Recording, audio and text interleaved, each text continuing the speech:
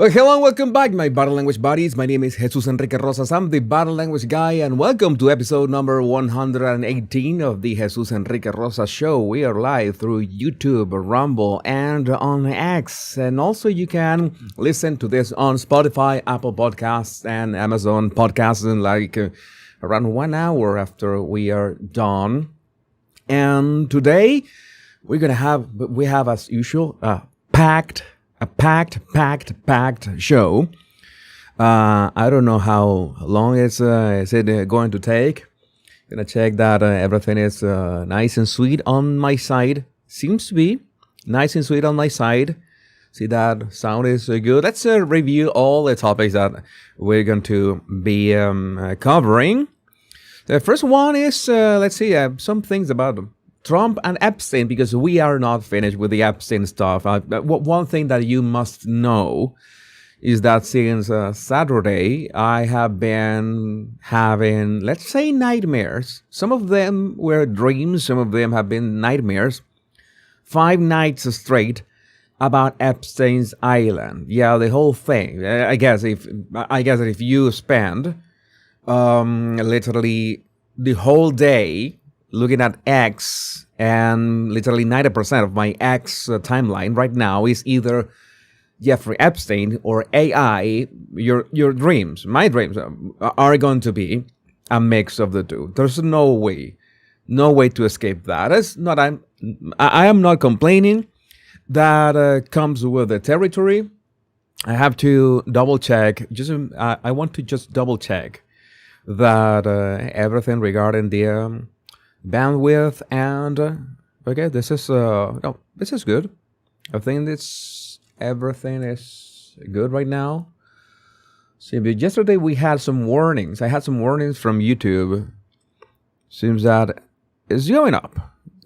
I think that we're gonna be okay. So yes, I have let's say dreams about the stuff, disturbing dreams, especially about the things that I simply cannot share in these videos. I don't think it's necessary to share a lot of the things that are out there. They're gonna be a bit of disturbing stuff covering, but not that disturbing. Today is not gonna be that hard. But other topic we're gonna cover is here. Oh, this one.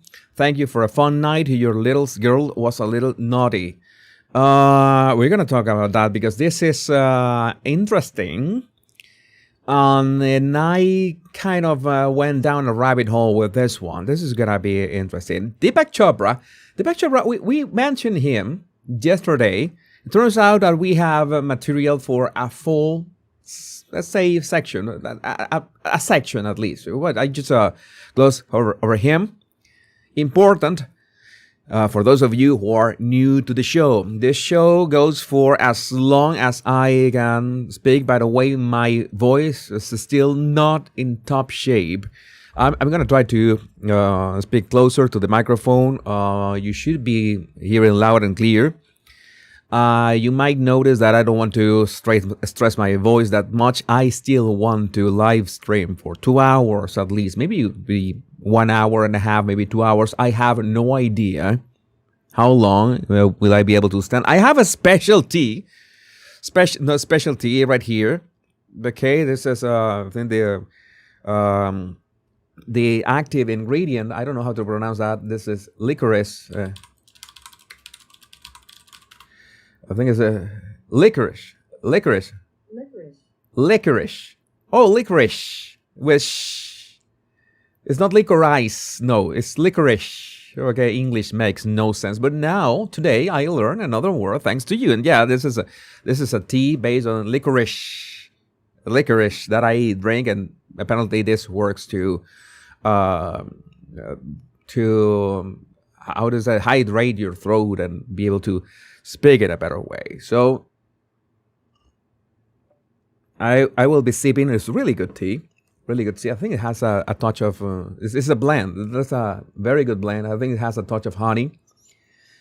But yeah, my voice not in the best shape yet, but let's see how long we can go.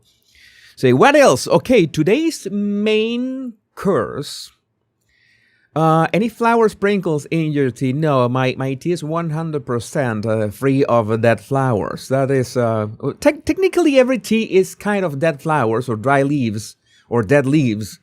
So I don't know how precise is this assessment, but that is what we got. So yeah, again, let's say I am top shape. I'm ready to live stream every single day because we have so much to talk about. I try to, let's say, limit the amount of topics for today. Today's main course is going to be, Melinda Gates reacting to Bill's alleged STDs, and also Bill Gates talking about reacting to the latest developments. Maybe we'll have time to talk about Keir Starmer's body language, realizing that, he endorsed this guy, the guy in his underwear, with the lady who everybody thinks that she is the one that you're thinking, but I think that she's not. Candace Owens is going to make an appearance because I need to talk about two people right in this section. I need to talk about Candace Owens, and I needed to mention Matt Walsh, and this time it's not going to be in a good way. But that's going to be a bit later. But I'm going to address that. I don't know. I skipped you might have noticed that I skipped the Ma'am Danny topic yesterday. Today is unskippable. The same way that it is unskippable what the latest revelations about Prince Andrew, we have fresh things. Like seconds before this live stream started. Thanks J.E. May for flagging me that the picture of Ghislaine Maxwell, Prince Andrew, ex-Prince Andrew, and Virginia Giuffre, the picture, the photo, well, Ghislaine Maxwell has to go and say that, or there's an email or something. That is confirmation that the photo is real. You don't say. I said that many years ago, and so many people told me, no, Jesus, that is a fabrication. No, I can see a fabrication. I know a fabrication when I see one. And you might be asking why. Yeah, because I have made my fair share of fabrications as well. I know how to fabricate stuff. That's it. Yeah, I know that sounds like quite shady. Again, that is like an email from Epstein. I'm saying that I did things in the past. That doesn't necessarily mean that they were illegal. But yeah, I've been working with Photoshop for decades. So that's why I knew that the photo was legit. There was no way that you could make a fabrication as good. You would have to hire. I remember that I analyzed that possibility if somebody had made up that picture. Let me look for that picture, by the way, right now, because I want to include that picture in that Prince Andrew section. And it's going to be important, of course, even if I already analyzed that. I'm going to just copy and paste very quickly. And of course, keep an eye on your comments. Remember that this is completely live. There's absolutely nothing here pre-recorded. I am live reacting to your comments and highlighting them. It's a pick one at random.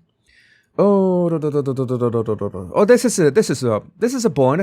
The real Vivia, they're using this Andrew guy as a scapegoat so we can forget about the rest of them. That is a point, but I think that was a point maybe 2 years ago.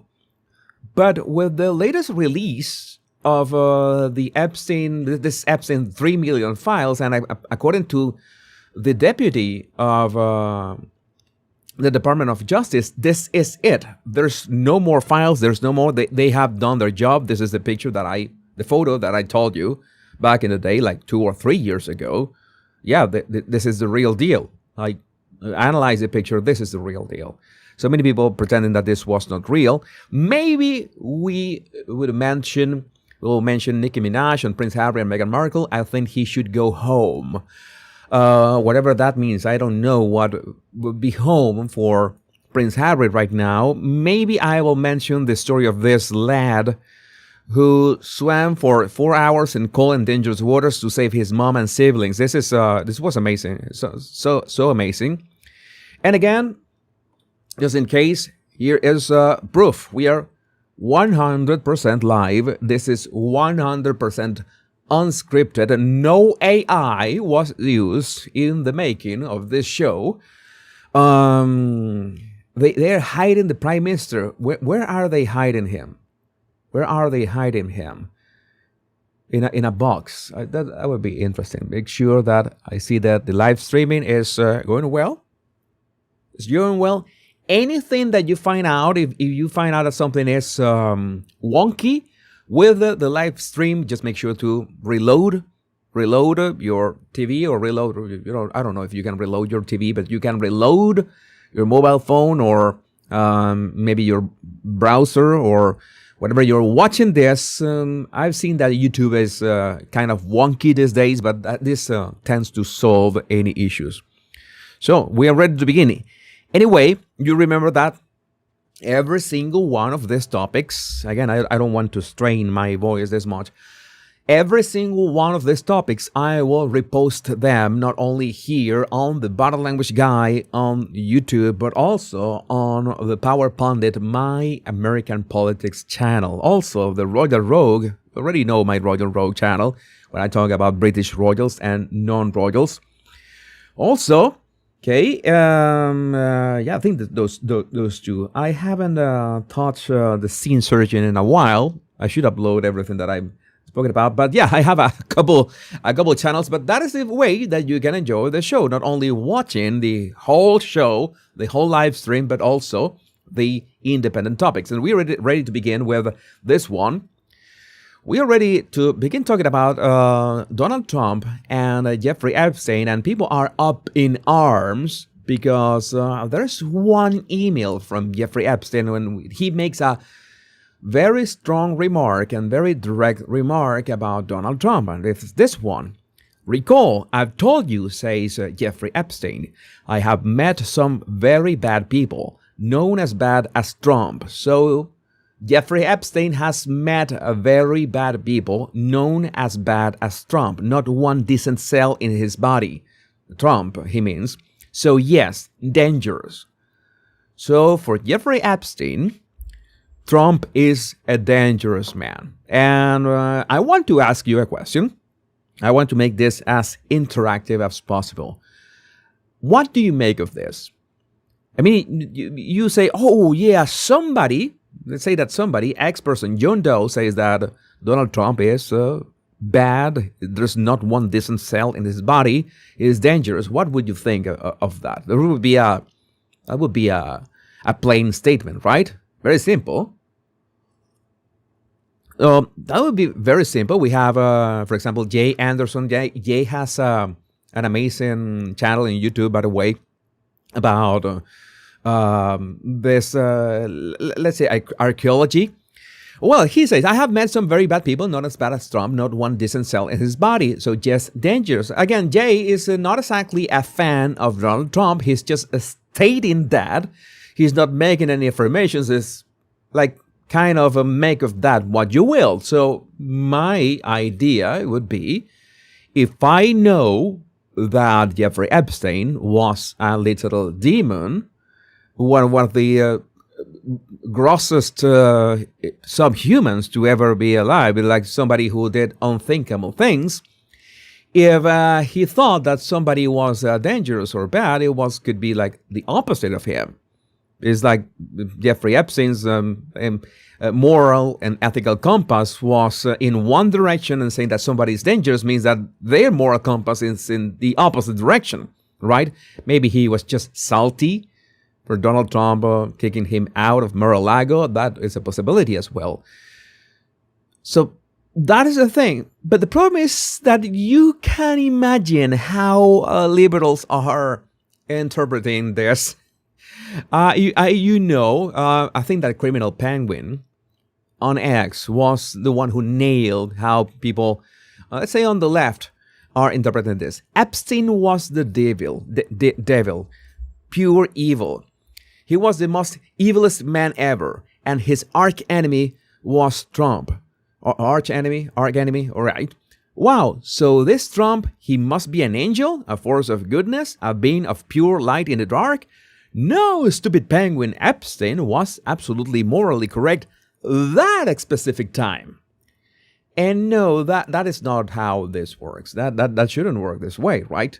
It's not that say, okay, whatever Jeffrey Epstein stood for was shady, right? If he says that Donald Trump was dangerous, must be that Donald Trump opposed him. But no, in this case, it's like this guy that so many people look up to, Kim.com. Not gonna lie, the guy is a legend in many ways. I always say that if somebody professionally has been has the bragging rights, I acknowledge that. I have no problem saying that. But right now he says Jeffrey Epstein wrote that Trump is the most evil person he has ever met. Let that sink in. You cannot have your cake and eat it too. Either Epstein and what he stands for and the people that he hangs out with are evil, and the people that he despises and the people that he thinks that they're dangerous are the opposite of himself, or his arguments are morally sound and valid. You cannot have it both ways. So again, I don't know how people are falling for this. Don't understand this dynamic. Again, if you want to understand the way that you want, you are absolutely free to do so. But from a pure logical perspective, it's as simple as Joshua Lysak, the ghostwriter, let's say, defines it. Bad reviews from bad people are good reviews.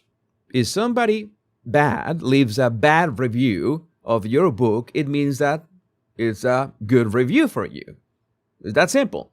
So if somebody bad, as Jeffrey Epstein, leaves a bad review, criticize Donald Trump, it's a mathematics, minus with minus, you have positive.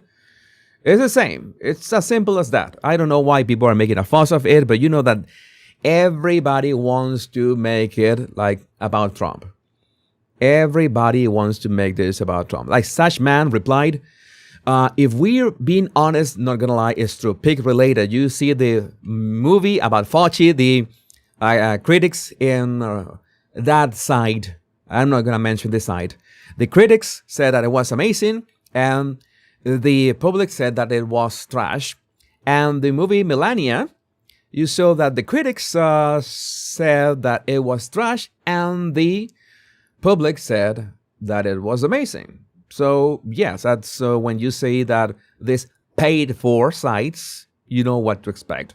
You know what to expect from these paid for sites. And we also have this. Trump was an informant. I bet that is driving the liberals absolutely bonkers. And I don't watch Asmongold that much, but it seems that he had base takes every now and then. And I was watching this. This was fun. Let me go and search Trump. Donald Trump. Witness. It's witness information. Wait, Donald Trump was a witness in this, right? That's what it says. It says witness information. And it says age 70. So this was 9 years ago because he's 79 now.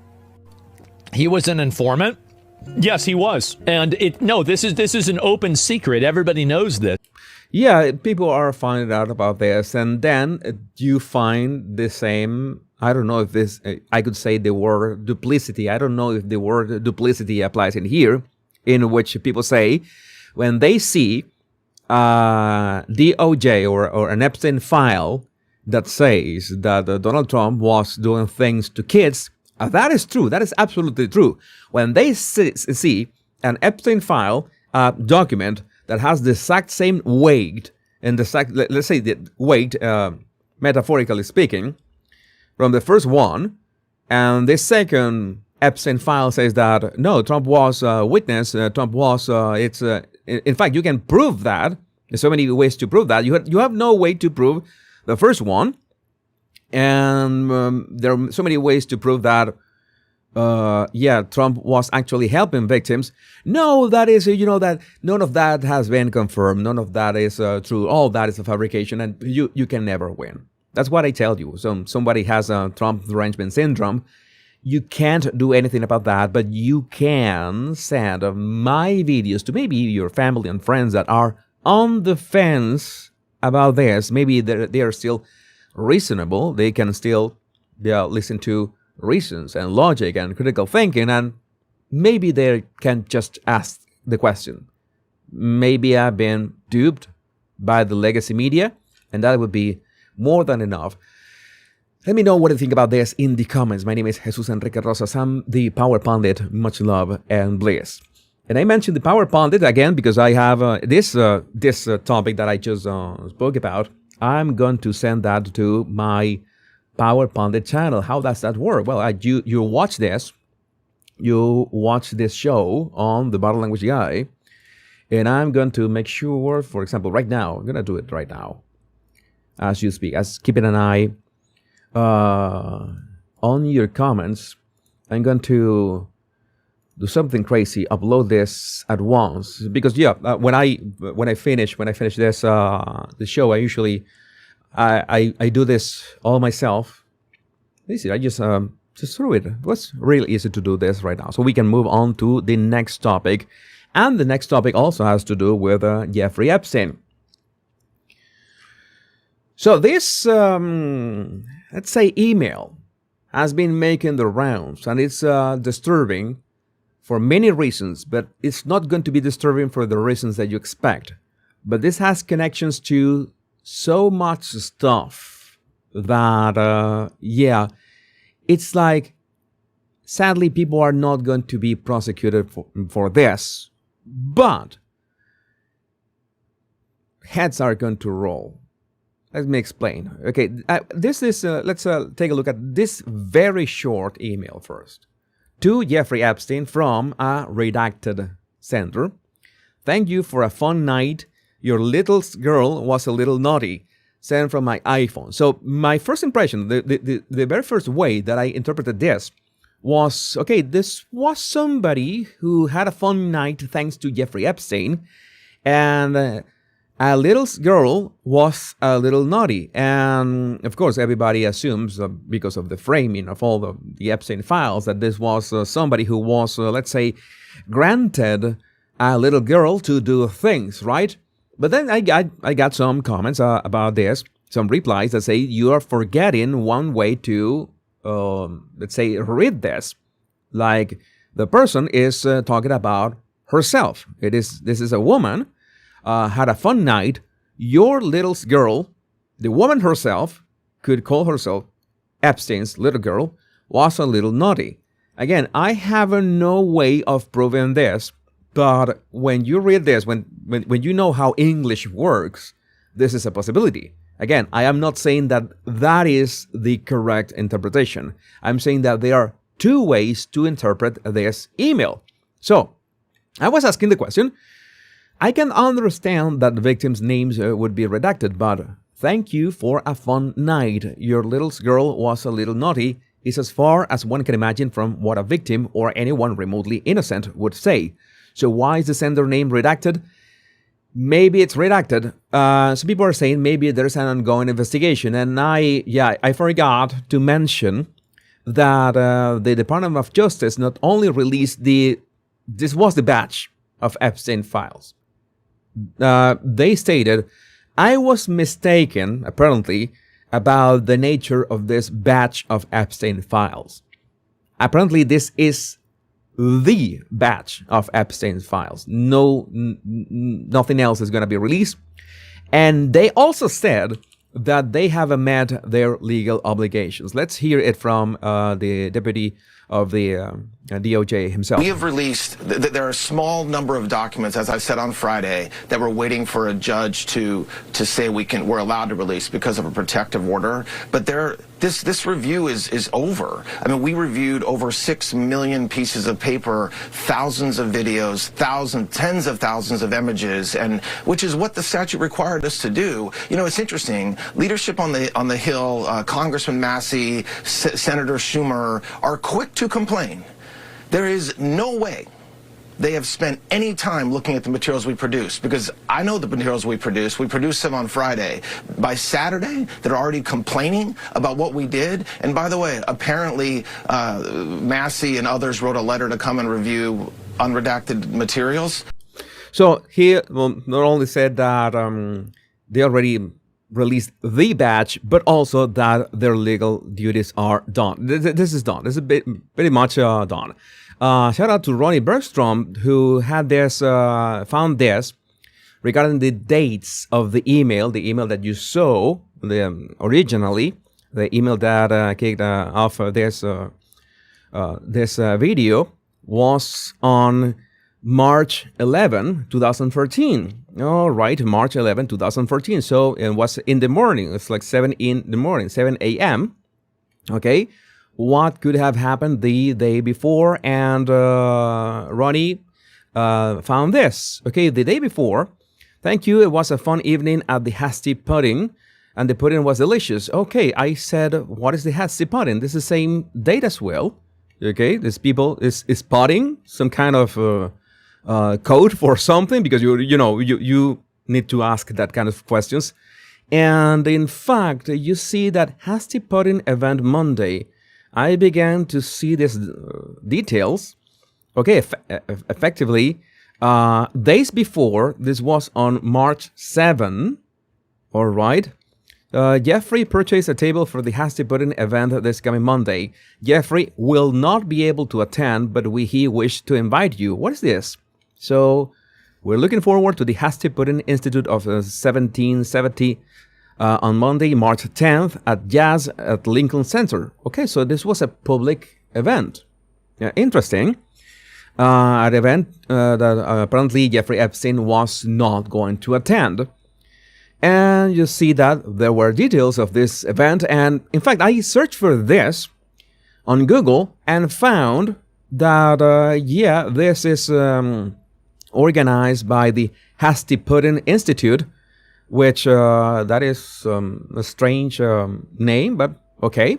And there's this Order of the Golden Sphinx that every year they honor somebody. In 2014, they honored a guy called David Heyman. I really don't know who David Heyman is. I do know who Mark Anthony is, but again, this was a public event, and it seems that Jeffrey Epstein paid for the tables of some people, including this, I guess, a woman who considers herself Epstein's little girl. She attended the public event, and she was thanking Epstein for attending that public event. The timing would make sense. Again, I don't have way to 100% be sure of this, but the timing fits. But the thing doesn't end here. Because when you take a look, well, you can take a look that there are even videos of that event in YouTube.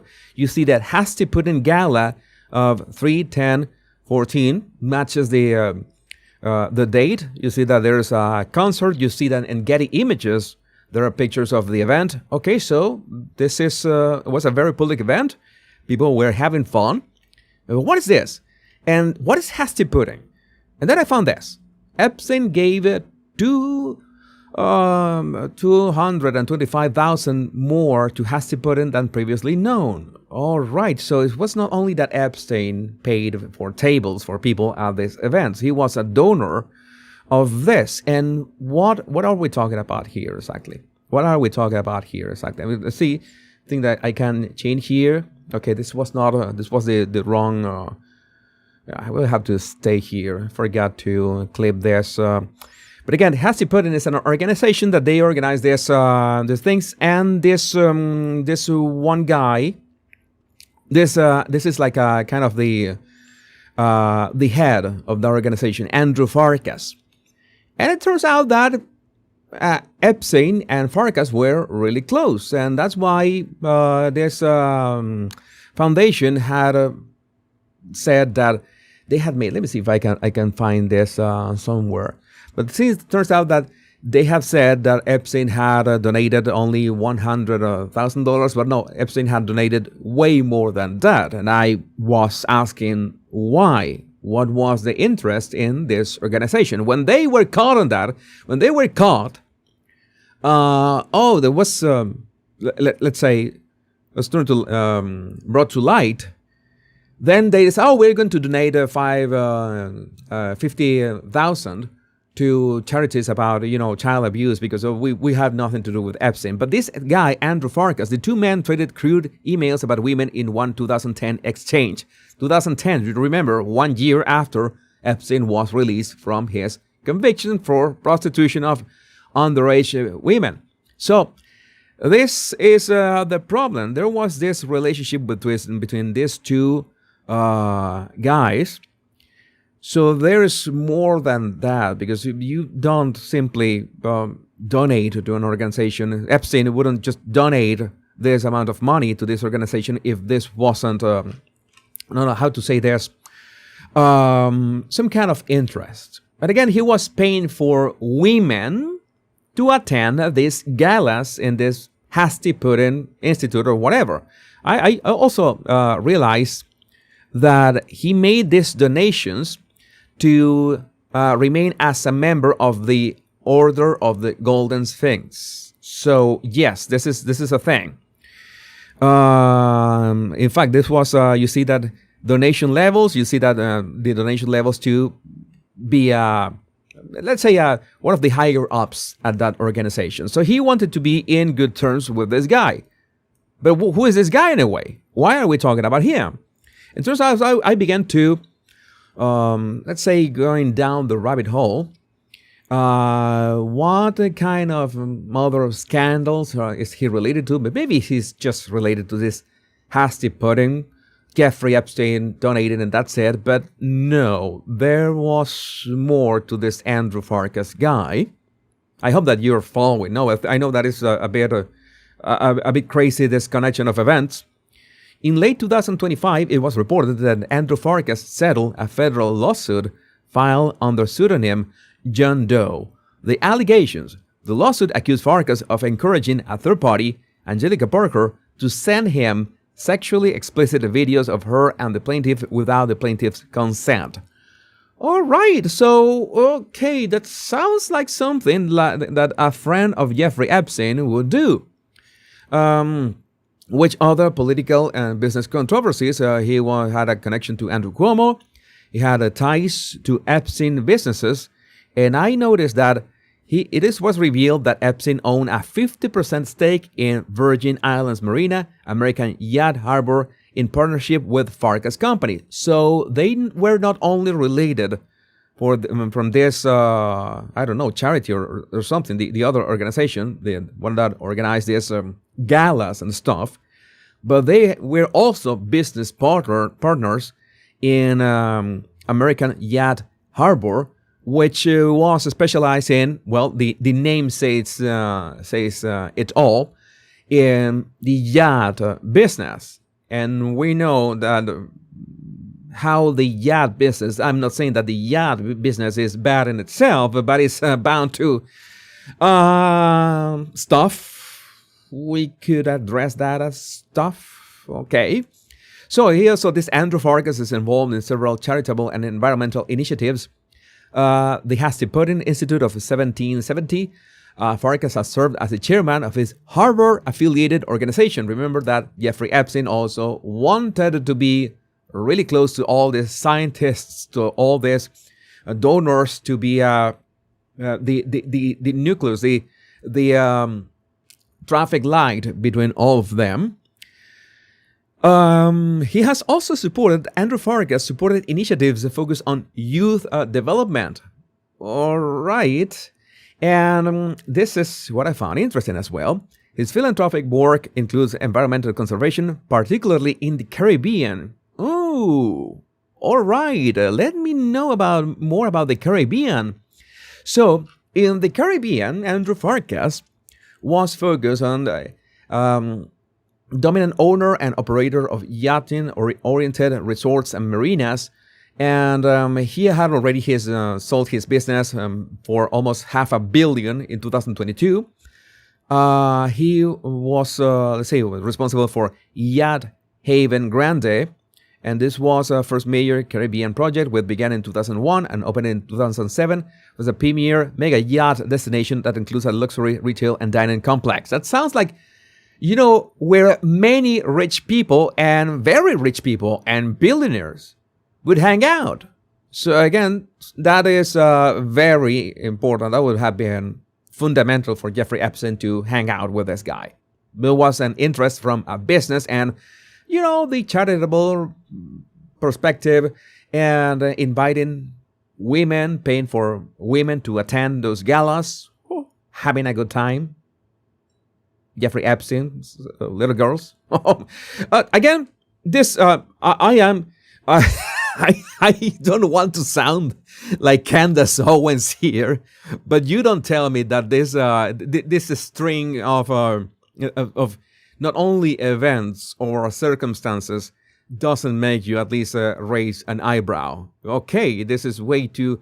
This is like if you told me, okay, no, this guy Andrew Farkas has nothing to do with the Caribbean. He's involved with the Scandinavia or something. That it would end there. Because as far as I know, but I could be wrong, Jeffrey Epstein was more interested in the Caribbean than in the Scandinavia for reasons, of course. But no, it seems that they were into this entanglement. And also, American Yacht Harbor, Farkas purchased this marina in 2007. It was later revealed that Jeffrey Epstein was a 50% passive investor in this specific property. Oh, shit! Oh my God. And it's not over. It's still not over. It goes deeper. And who knows? This is what I could find. Yeah, Grayville Phase, international waters. We're talking about international waters. So you have yachts, you have billionaires, you have international waters. I think that is the perfect combination to have a good time, do a business, among other things. But again, that is not all. In 2015, the $3.5 billion Bahamar resort in the Bahamas collapsed into a legendary bankruptcy that nearly tanked the nation's credit rating.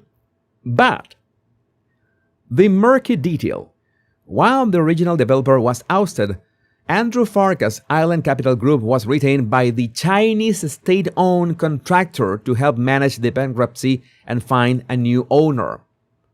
That was convenient as well. The Chinese state-owned contractor. Okay, so Chinese government involved in this. Nothing to see here.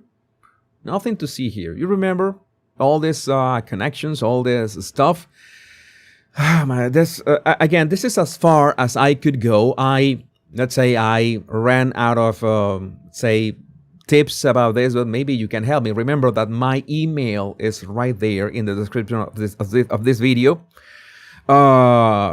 Many crazy stuff from one email. You can think that email was something, but turned out to be something else, and it brought us down an interesting rabbit hole, not gonna lie. But I would like to know, what do you think about this in the comments? My name is Jesus Enrique Rosas. I'm the bottle language guy.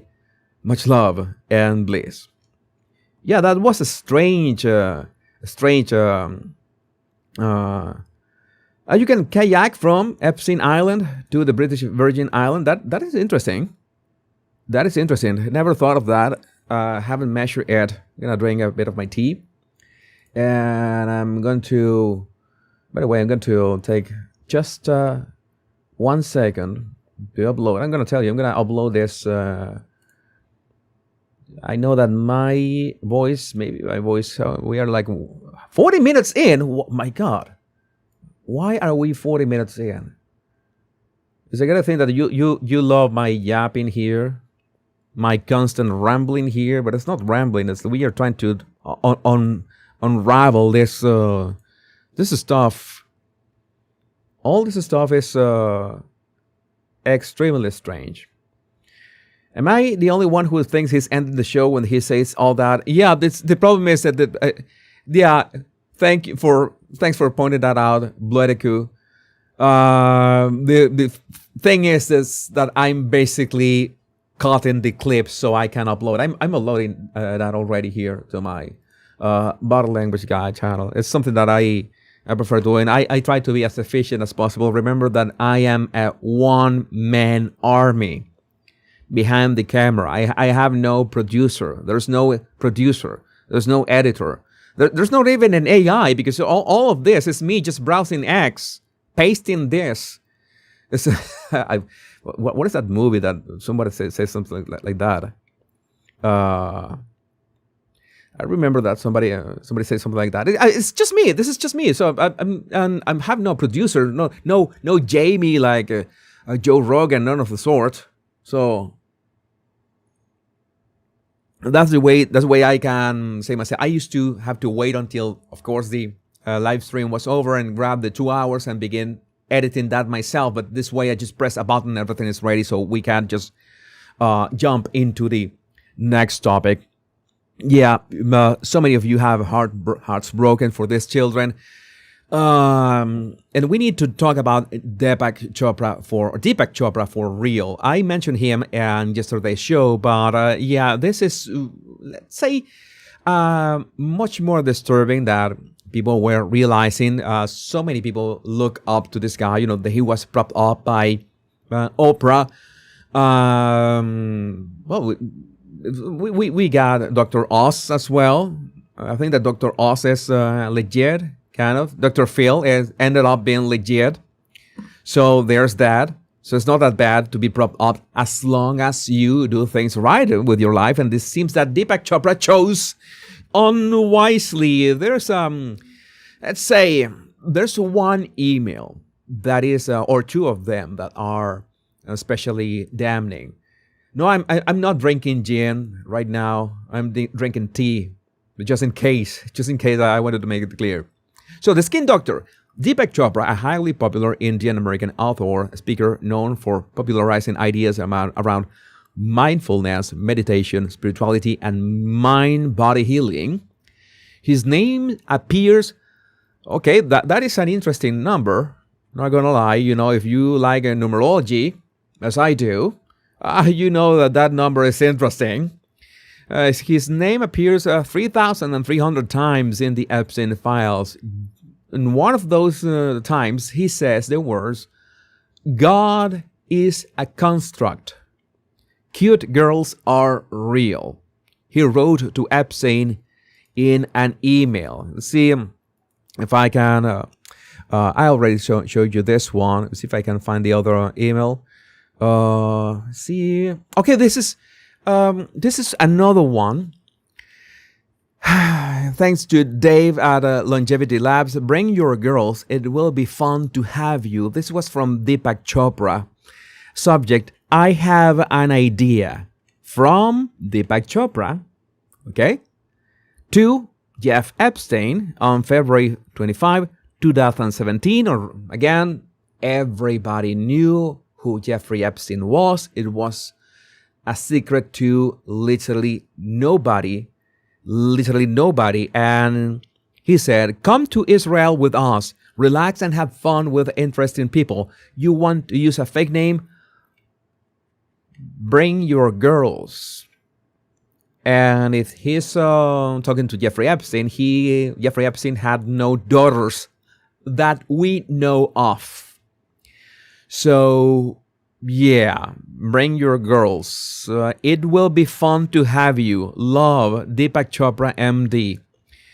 Okay, I guess that you can reach out to Deepak Chopra to ask questions about this. I was such in a rush that I forgot to see that at Epstein files. I forgot to screenshot the email itself. I know that you're mostly listening to this and you're going to say, okay, I'm just listening to Jesus right now, but I want to show you the email itself. I want to make sure that I show you the email itself, just in case.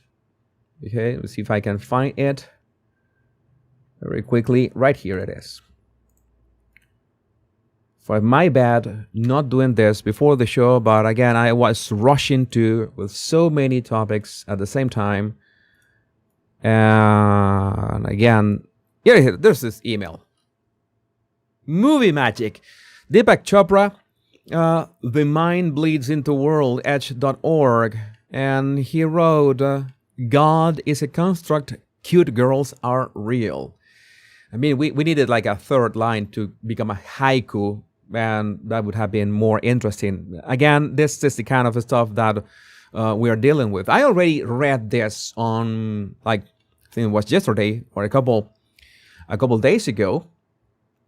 But he said, my biological needs are met occasionally, but that too, it seems I've been there, done that. So let's say that Deepak Chopra wanted something more spicy, perhaps. And I'm not talking about food. Even if you know that Indian food can be great, I love Indian food, get really spicy. I don't think that he was talking about spicy in that sense. I have 3 more books to write, and then we'll be done with that as well. I will be going for 1 week silence at the end of this month with a small group, maybe some more clarity then. I do enjoy the company of younger, intellectually sharp and self-aware women, and love to engage with them to inspire and stimulate them. Oh, that's, again, the guy knows how to write. He forgets like 90% of punctuation marks, but let's say that's what you got. And yeah, this hearts emoji at the end. All these emojis are so disturbing. So there's your guru. If you have Deepak Chopra books, I guess that is going to be, maybe you are going to see them in a different light. And speaking of, let's say, famous people on the island, I'm going to just do an addendum to this topic because I needed to mention that Stephen Hawking is again in the spotlight because of this, but the difference is that we got emails from Deepak Chopra to Jeffrey Epstein. That is one thing. And the other thing is what people are sharing about Stephen Hawking. I'm going to mention Stephen just to compare, let's say, the evidence, quote unquote, that we have from each of these men. If there's any evidence of Stephen Hawking, we have this. Stephen Hawking cheated on his wife with a nurse after his wife had supported and cared for him for 30 years. The nurse was also the wife of the man who created his speaking device. That guy was never a good person. Okay, but again, that this doesn't prove that he did anything at Epstein Island. Yeah, this is maybe not the best way to behave. Cheating is never okay.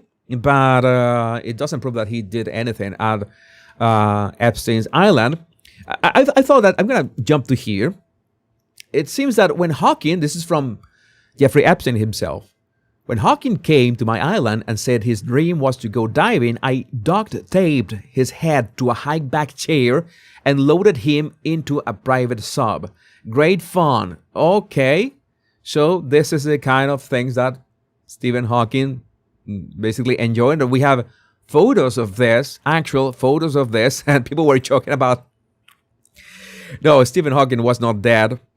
But yeah, the joke still stands. I will allow it. I will allow it. J Nova. I duct taped his head to a high-back chair. But again, this is the thing that I want to mention. There's one reference that I made sure to double check with sources online. After diving, Hawking had the horizontal mambo. It seems that, no kidding, one girl said that she had the horizontal mambo with my friend Stephen Hawking. And there's a picture in here. The picture is real. Okay, the picture is real. He was actually, I don't know if this was, in fact, where was this photo taken? But the picture is real. But what is real from here is that Jeffrey Epstein actually sent this email, but this is just hearsay and maybe even joking from something that happened. At no point there's no email, there's no communication, there's no other picture of Stephen Hawking doing anything of the sort. Stephen Hawking is mentioned in the Epstein files. Epstein is kind of joking. It's about one girl. I think this is the most disturbing part. No kidding, one girl said that she had the horizontal mambo with my friend Stephen Hawking. again, this is no proof of anything. And again, it's, Stephen Hawking is dead, so I guess we will never know. That's that is Biden. That is that is Biden, not Stephen Hawking. Yeah, there's a problem. Deepak Chopra always creeped me out, like a cult leader says. That's 1013. Yeah, it's like we have to go with the vibes. I mean, so many people say I don't like Jesus Enrique Rosas. It has this vibes. It's okay. It's normal. We have vibes with certain people. We don't like certain people. There are conservative commentators that are really, let's say, accurate, I would say. But I don't know. They give me a bad vibe. When somebody gives you a bad vibe, you go with your bad vibe. You say, no, I don't like this. I don't like this. I don't like this at all. Maybe that will save you. Will save you a lot of headaches and heartaches. But again, I would love to know what do you think about this in the comments. My name is Jesus Enrique Rosas. I'm the bottle language guy. Much love and bliss. I'm going to say bottle language guy when I have no idea where I'm going to send this videos to. My guess is that I'm going to send this to the bottle language guy. I shouldn't, right? Because I talk about toxic personalities in the bottle language guy. I'm going to upload it right now. Let me see. Melinda should sue. I don't think that Melinda could win anything. It's like she could win, but what is she going to win? Discovery is going to be a mess. And I think that she doesn't want Discovery. Bill doesn't want Discovery. What is this thing with Jeffrey Epstein and Bill's? What is this with Jeffrey Epstein and Bill's? Bill Clinton, Bill Gates. No, Bill Hawkins. This is the moment that we need to talk about Melinda Gates. We need to talk about this topic. Maybe I will set a timer a bit longer. And we're ready to begin. Go with this one. Go with this one. My intention, I'm gonna just make sure. It's that I am not a guru, I am not a cult leader. A joke, is something that's funny. Is that I have studied sects and cults and manipulation, and I know how the whole thing works.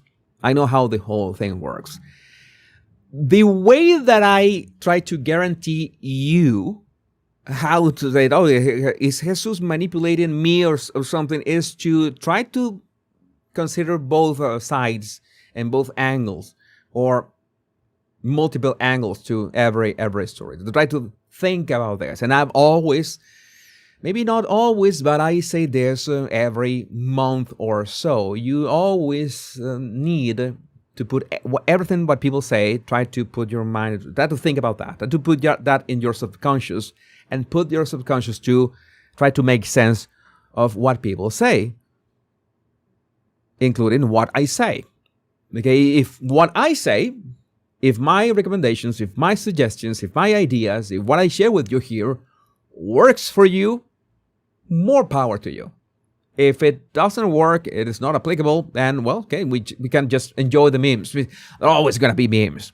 We can share the memes. We will always have memes, no matter what. Oh my God, it's time to talk about Melinda Gates and Bill Gates.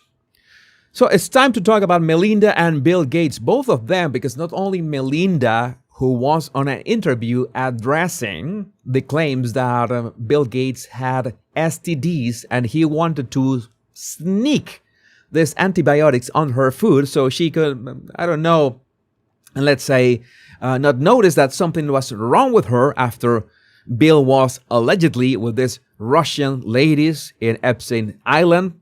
All of that is allegedly, of course. That was embarrassing enough. But first, we need to address, before we see Melinda's reaction to the question, we're going to watch Bill Gates himself finally answering or replying or reacting to these claims of Jeffrey Epstein, because remember that the whole thing of the STDs and the antibiotics was an email that Jeffrey Epstein sent himself. There is nowhere any reference that Jeffrey Epstein and Bill Gates had these communications. These claims are in an email that Jeffrey Epstein sent himself. But again, let's hear it from Bill directly to see what happened. No, apparently Jeffrey wrote an email to himself. Sorry, I'm gonna make sure that the sound is not working on one side, but I'm gonna make sure that you read the captions. No, apparently Jeffrey wrote an email to himself. That email was never sent. The email is, false. Why would you say that the email is false? You have no way of knowing that the email is false. The email could be legit, but the statement and whatever the email says is false. You can have two things. It's like the Stephen Hawking thing that we were talking about. Okay, the email was actually written by Epstein. What the email said could be phony. Two different things. So I don't know what his thinking was there. It just reminds me, every minute I spent with him, I regret and I, apologize that I did that. It's factually true that I was only at dinners. I never went to the island. I never met any women. And so, the more that comes out, the more clear it'll be that although the time was a mistake, it had nothing to do with that kind of behavior. Okay, so I see that Bill has practiced it quite a bit. There was no stumbling. There was no change of any sort of frequency. His gestures were classic Bill Gates, gesturing with one hand, usually his right hand to one side, putting them aside. I never went to the island, and he does this like away gesture. Had nothing to do with that. He knew this question was going to pop up at any minute, and he made sure to rehearse this. And again, rehearsing, I'm gonna clarify something about here. I am not a Bill Gates fan, but rehearsing an answer, if you know that you're gonna be asked a question, rehearsing your reply is not bad in itself. In fact, if you know that the question is gonna be important, and somebody's going to ask that question, you have to rehearse that question, even if you're telling the truth. Because you want, when you state the truth, you want to sound confident, and you can get nervous. This is like, apart from Bill Gates, we know that we are no fans of Bill Gates. You already know that Bill Gates is the second most analyzed person in this channel. You already know who's the first one. But I think that he had rehearsed this, which is not bad in itself, but he made sure to not skip a bit. Apologize that I did that. I regret and apologize. That everyone says the same. Oh, we knew who he was, but I regret and apologize. And at least Bill Gates. Bill Gates, I don't know if he has said the words, I really didn't know who the real Jeffrey Epstein was, because I think that is the most hypocritical, the most absurd alibi or something, or I don't know what is the exact word for that some people are saying. That is absurd, that you didn't know who Jeffrey Epstein was. It's factually true that I was only at dinners. I never went to the island. I never met any women. And so, the more that comes out, the more clear it'll be. Only thing that I could say is that when he said, I never met any women, he just lowered his voice tone just a bit. And again, controlling our body language can be rather, quote unquote, easy to some extent. Controlling other angles of our nonverbal communication, like not the words that come out of our mouth, but the way the words come out of our mouth, that is way more difficult, especially voice tone. Especially if your heart is racing or you're nervous, controlling voice tone is much more difficult. You can remember the words that you have to say. Maybe your attorney tells you you have to say the words in the exact same way, but maybe the moment makes you have this tiny nuance of nonverbal communication. That's why I tell you it's so important to keep an eye on all this. So I think that this is the exact same, just in case there's a longer clip in here. Just in case, let's watch this. Onto that issue of trust. brings me to Jeffrey Epstein. I want to know what your relationship with him was. Yeah, I met Jeffrey in 2011. So over a period of 3 years, I had a number of dinners with him. Because it has better audio at least. Try to the spot when he says the words, "I never met any women," to see how he drops the volume a bit. The focus was always, he knew a lot of very rich people, and he was saying he could get them to give money to global health. You know, in retrospect, that was a dead end, and I've said many times, but I'll say again, I was foolish to spend time with him. I was one of many people who regret ever knowing him. Okay, that was at least that shoulder shrug right there. I regret ever knowing him. No, this was a different clip. There was a different clip. Didn't notice. But also, you know, the circumstances and the context are important to consider. Shout out to Maze Moore. This is not AI. In 2013, the same year that Epstein wrote those emails about Bill Gates contracting an STD and trying to slip his wife drugs, Gates launched a $100,000 challenge to anyone who could make a condom that feels better to wear during sex.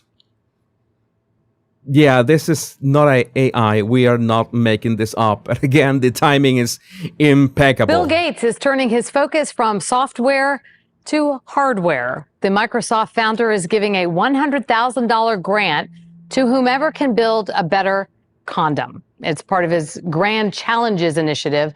The goal is to make a condom that feels good enough for men around the world to want to wear it and to therefore, very importantly, to prevent disease and unwanted pregnancy. Oh yeah, this is amazing. Memes, of course. There's always memes. It was great. Her, I bet he's thinking about other women. Him, how do I give her penicillin without her knowing? Yeah, that was what's happening. Let's switch to Melinda now. OMG, Melinda Gates asked about Epstein files and Bill Gates. Let's watch it. Let's jump right in the clip because this is this is embarrassing. And you needed to keep an eye on Melinda's face because this is body language gold. Imagine yourself in her shoes right now. I have to acknowledge the elephant in the room at this moment. Your ex-husband, Bill, is named in the newest tranche of Epstein files. And there are a new alleged details about his past behavior. And I want to give you the opportunity to respond in whatever way you want to. Well, let me say this. I think we're having a reckoning as a society, right? Just wanted to mention that she made not only that long pause, but when she was asked the question, keep an eye on her throat, on her neck, because she's going to swallow hard. Alleged details about his past behavior. And I want to give you the opportunity to respond in whatever way you want to. Okay, you see. By the way, okay, that is a quite. Are you seeing what I'm seeing? That is a quite big Adam's apple, but okay, I guess nothing to see here. I was paying attention to her neck because it jumped.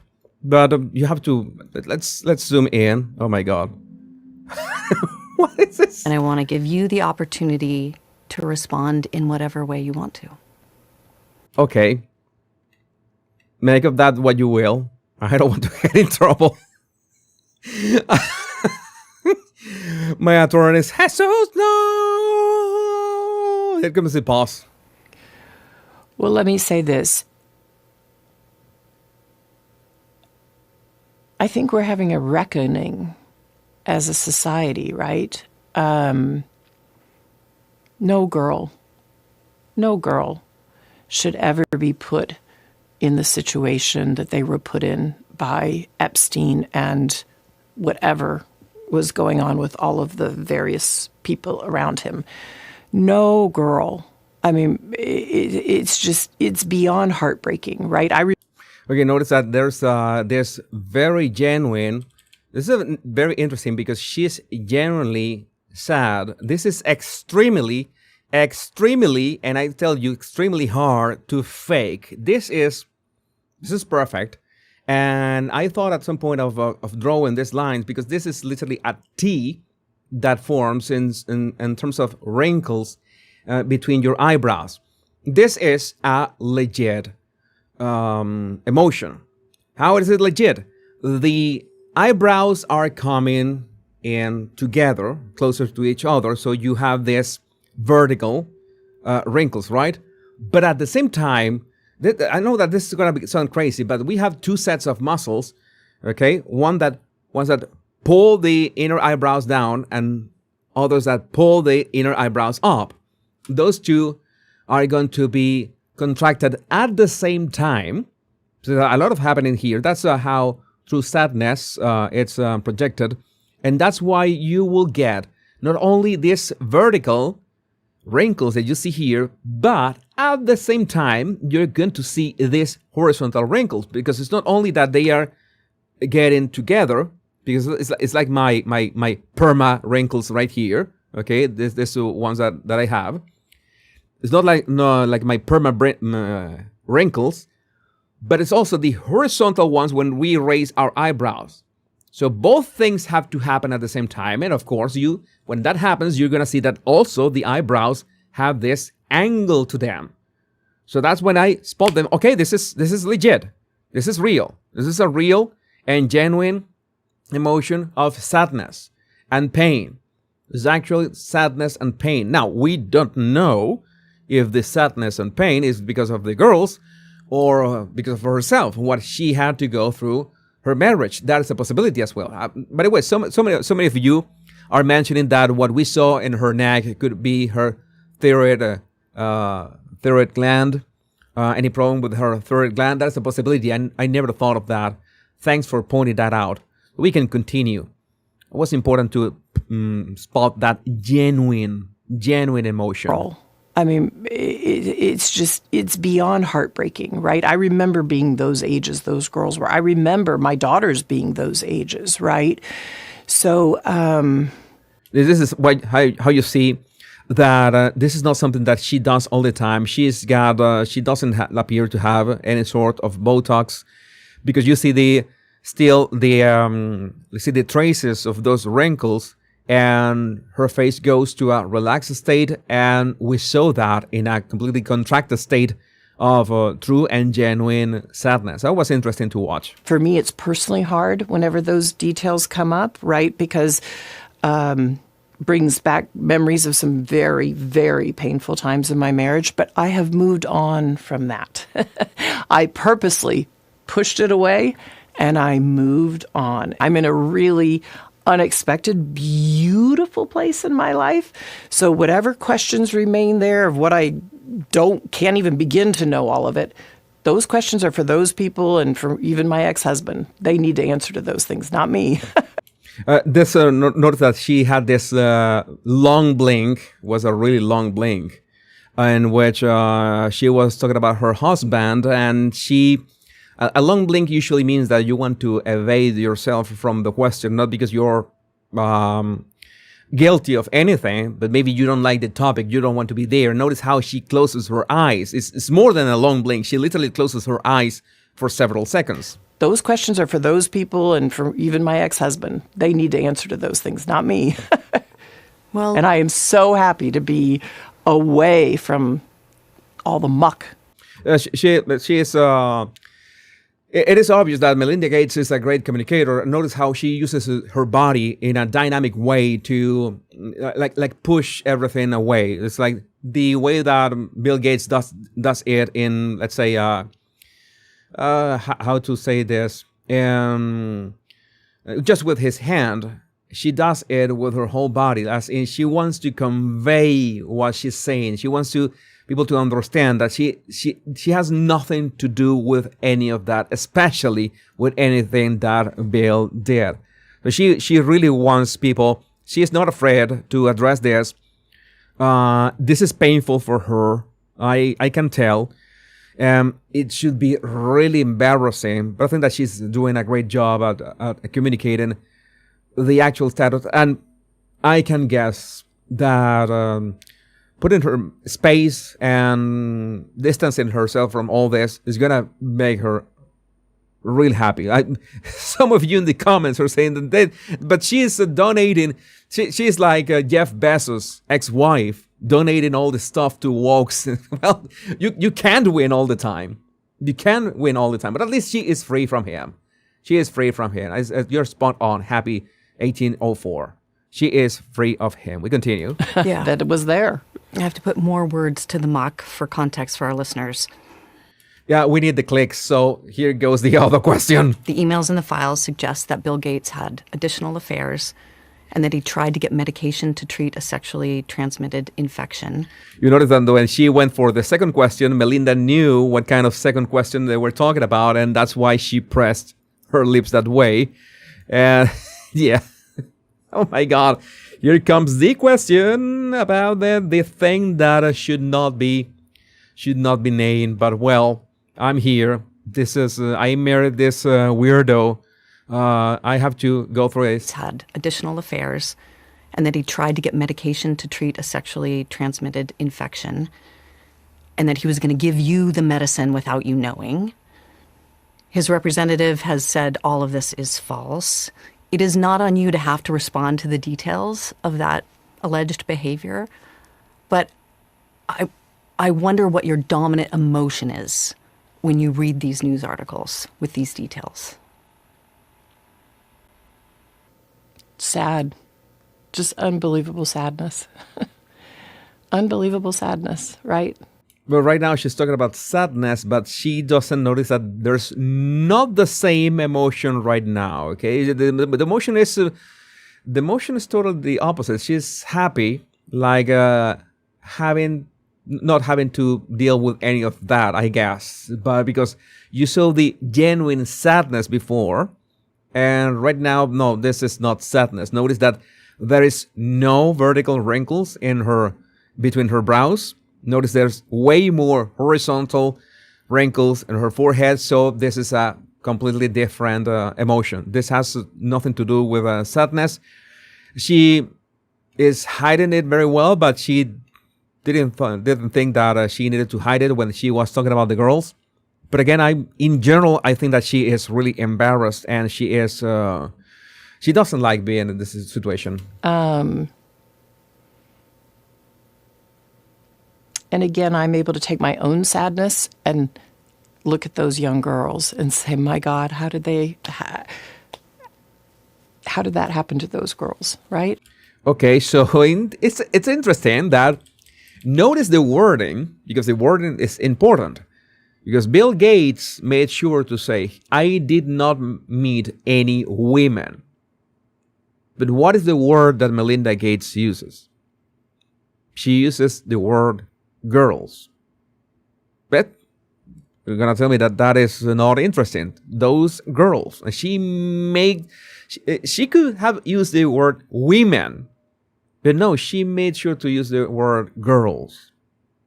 Because, women would have sounded a bit less incriminating, less bad for Bill. But no, she went she plunged the knife. And so for me, it's just sadness for, I left my marriage. I had to leave my marriage. I wanted to leave my marriage. I had to leave I felt I needed to eventually leave the foundation. So it's just sad.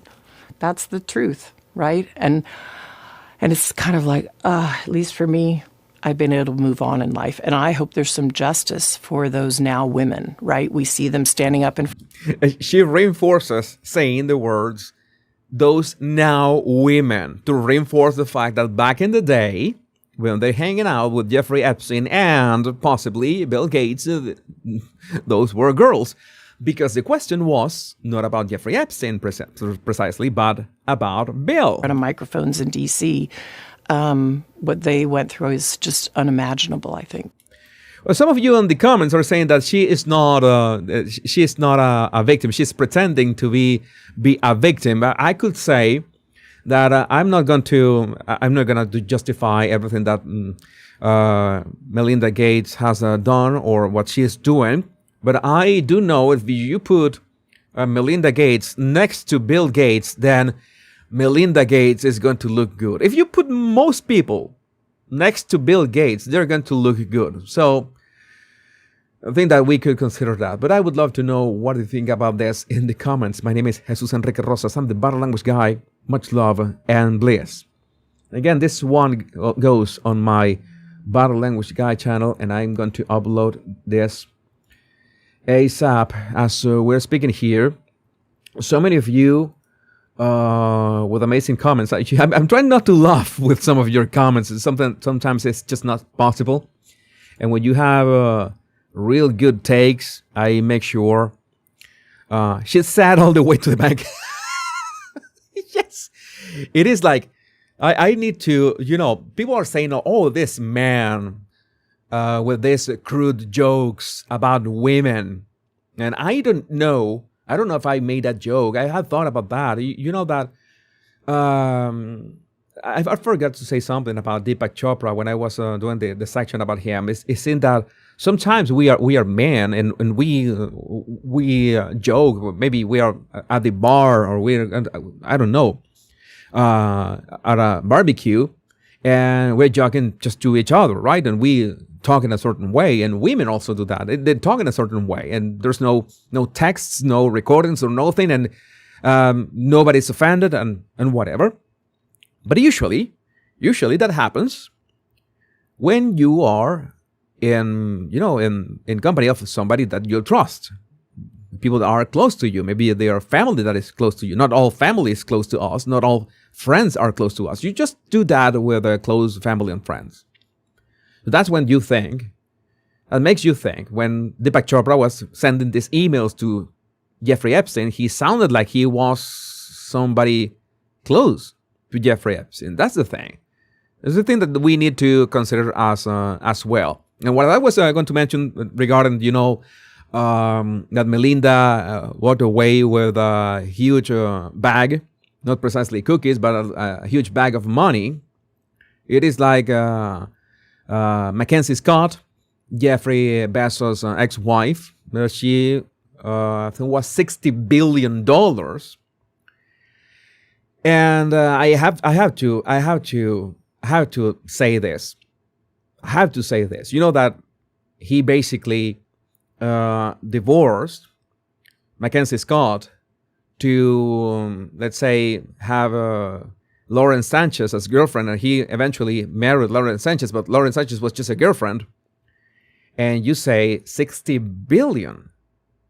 60 billion. I remember that I had a joke for that in Spanish that I cannot say here.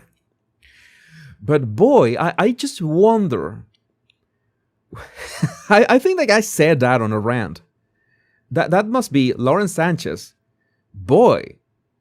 60, and Lauren Sanchez was, I guess it was, Mackenzie Scott's best friend. I don't know if she's still Mackenzie's best friend. I don't know how can that be amicable. But boy, that must be solid head. I have no other way. I needed to get this off my chest. That is 60 billion head.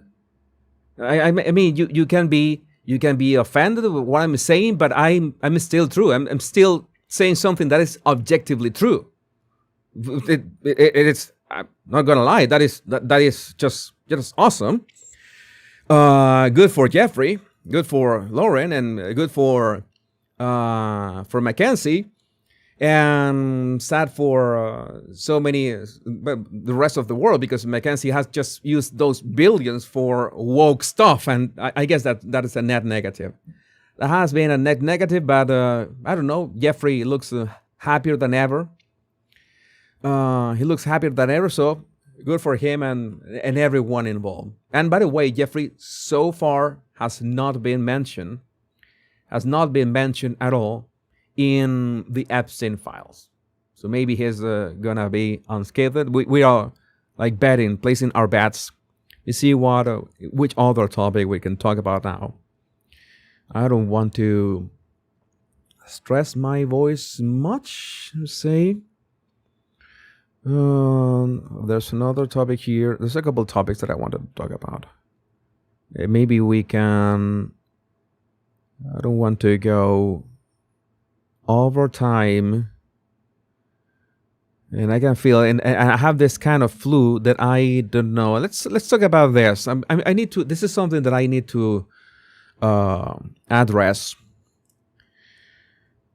I told you that I needed to talk about not only Candace Owens, but I needed to talk about Matt Walsh for, well, reasons, and that this is the main reason we're going to address. First, that she's insisting that Erica Kirk somehow conspired to murder her husband. And it seems that this time is for real. Let's watch this clip to see what is this all about. Adding up, I cannot get a single person to confirm that they saw Erica, who's apparently out and about. I then thought, wouldn't it make sense? She screams in the middle of a parking lot. She screams in the middle of a doctor's office. Everybody kind of knows where they were when Charlie got shot. Okay, if this doctor's office had people in it, there's going to be someone who said, hey, I heard a giant scream at my doctor's office, even if they didn't see her. And then I looked at my phone, and 15 minutes later, I learned that Charlie got shot. No. She also says that she collapsed in the parking lot. No one thus far has seen that. Nobody in her building. So she is basically saying she's basically saying that Erica Kirk needs some kind of alibi to prove where she was when Charlie Kirk was shot. And whatever Erica Kirk has said, there's no proof. There's no proof of that alibi. All right. I just wonder. People are asking the question: Is Megyn Kelly going to say something about this already? She's going to come forward and say something about this, because this is important, and that was a question that Jordan S90 was posing. I think that is relevant. It's relevant for another clip that we're going to watch. To Michael Knowles, Matt Walsh, Megyn Kelly, and Brandon Tatum. Here is Candace Owens calling every single aspect of Erica Kirk's mourning over her husband, Charlie Kirk, getting killed a lie. So she insists that there's this conspiracy and you are not going to tell me. I know that English is my second language, but I know how language in general works, and I know how logic in general works. And if you're saying this woman, Erica Kirk, has this alibi, but nobody can prove her alibi, what are you implying? Do you think that everyone is retarded around here? No, you are implying that she had to do something with Charlie Kirk getting killed. Because why, for what other reason, you would say nobody can prove where Erica was the moment that Charlie Kirk was killed? Are you implying, I don't know, that she was helping Tyler Robinson get into the rooftop, or maybe, better yet, that she was the pilot of one of these Egyptian planes, or maybe she pulled the trigger herself by, I don't know, from a remote control, and Tyler Robinson was controlled by some kind of, I don't know, Manchurian candidate virus that was inoculated while he was in, I don't know, in Israel training camp in Utah. I don't know. There's so many ways to frame this, but I do know how English works. And Candace Owens is 100% implying that Erica Kirk had something to do with Charlie Kirk's death. And there's no way around that. The mask has been dropped already. I don't know how many times I have said this, but this is a fact. It has just happened. As Natalie Denise says, prison yard behavior. She is now targeting Erica's sick mother, dangling LLC's military buzzwords and vague insinuations to plant the idea of foreknowledge of an assassination. No evidence, just vibes and smear by proximity. This is what is happening. This is what is happening. I don't know, and this is what I want to mention Matt Walsh specifically. The military. So much involvement even in the Charlie Kirk story, like just everywhere. I said I don't know when Turning Point just became a literal military operation, but indeed it did. All these people with very strong ties to the military, his wife included, right? Her mother in particular. I want to speak about Erica's alibi on September 10th. And I'm going to put it out there that I do not believe it. I do not believe we are being told the truth regarding her alibi. Okay, there you have it. There you have it. Erica Kirk needs an alibi because somehow Candace Owens is the judge and executioner here, and she has just said that she doesn't believe her alibi. I'm pretty sure that her donations just hadn't spiked at that moment. Yeah, I have, at least I can say, I guess the best way to say it is, I now officially have some serious questions pertaining to her alibi. And these question marks are really regarding her mother, Lori France Faye.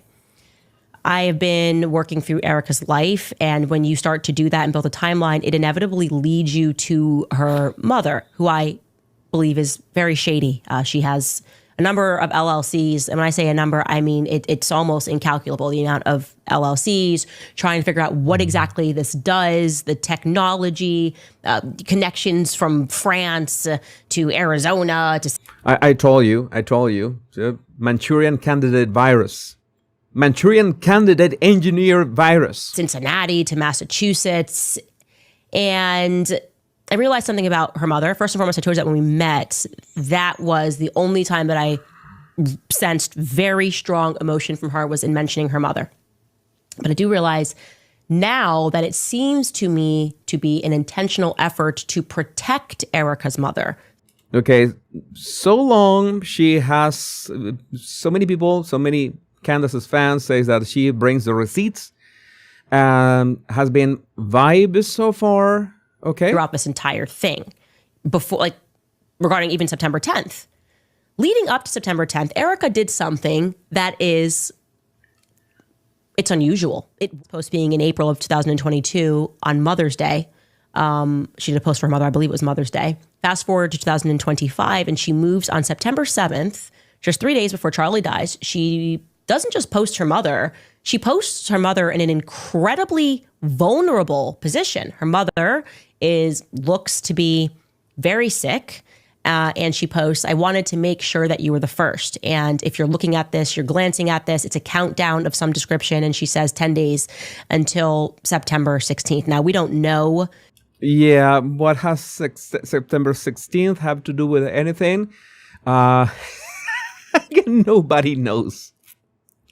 Again, nobody knows. The thing is that if Candace Owens had any sort of a true clue of what is going on, she would have solved the Charlie Kirk mystery like 7 times over. 7 times over. And it is my understanding that more and more people are waking up to this. And I have to call out, I don't know if they call out is a word, but it seems that, yeah, she's going to be the speaker at this Catholic Prayer for America event, in which there's going to be General Michael Flynn and Matt Walsh is going to be there. I mean, I am not blaming Matt Walsh for being in the same event, because Matt Walsh shouldn't be in charge of this event. So I think that she is not the head of this organization that has anything to do with the organization of the event. He is just being invited to speak at that event. I want to make it clear. Some people are saying, Matt, how you dare to speak at the same event that Candace Owens is speaking? And these people already have a point, because at the same time, yeah, I've told you, like when we talk about Epstein, when with the people that you hang out with, people are going to, relate to you in some way or another. And you have to be careful about that. Matt Walsh issued some kind of video a few months ago, calling out the conspiracies and not naming. I don't know if I think that he named Candace Owens directly, but I think that was not enough. He was really clear that it was inhuman, literally inhuman, to be, let's say, pushing all these questions, we can call these questions, on a widow. And yeah, you can ask questions, but again, I'm going to ask the question that I have been asking for months. Why hasn't the FBI investigated Jack Black? And you will reply with the exact same question that I know that you're going to ask. What does Jack Black have to do with Charlie Kirk? And I will tell you, we have to ask questions. You can't possibly know if Jack Black is involved. I am just asking the question if Jack Black could be involved in Charlie Kirk's assassination. I'm just asking questions here. And you would ask, oh, okay, yeah, you can ask questions, but you have some sort of clue or proof or receipt or something that Jack Black, you know who Jack Black's mother is? She was a scientist. Nobody knows about this. She was a scientist. And she created this advanced military technology. And they were testing, you don't know if they were testing this technology at Fort Huachuca or whatever is the name of that fort. But there's a connection there. Jack Black, mother, military scientist, Fort Huachuca. There you have it. There's a connection. Why isn't the FBI investigating Jack Black is my question. And you would say, Jesus, you're insane. And I would tell you, you are right. This is how this works. And so many people falling for this. Or could have been Jack Black. Or Black could be Black Jack. I don't know. I'm getting confused. Oh my God. Yeah, this can get confusing. By the way, that event, Catholic Prayed for America, the journal ticket is $1,200 per ticket. Okay, the journal one. Okay, I can't even see the VIP, and I'm not interested as well. But there's a lot of dosh. But I had forgotten that Matt Walsh had mentioned Candace. Michael Knowles, I know that Michael Knowles is not going to mention Candace because he is the godfather of one or two of Candace's sons. That's not going to happen. Megyn Kelly, we're yet to see. But Matt Walsh, I think that Matt Walsh, he could have a word or two again.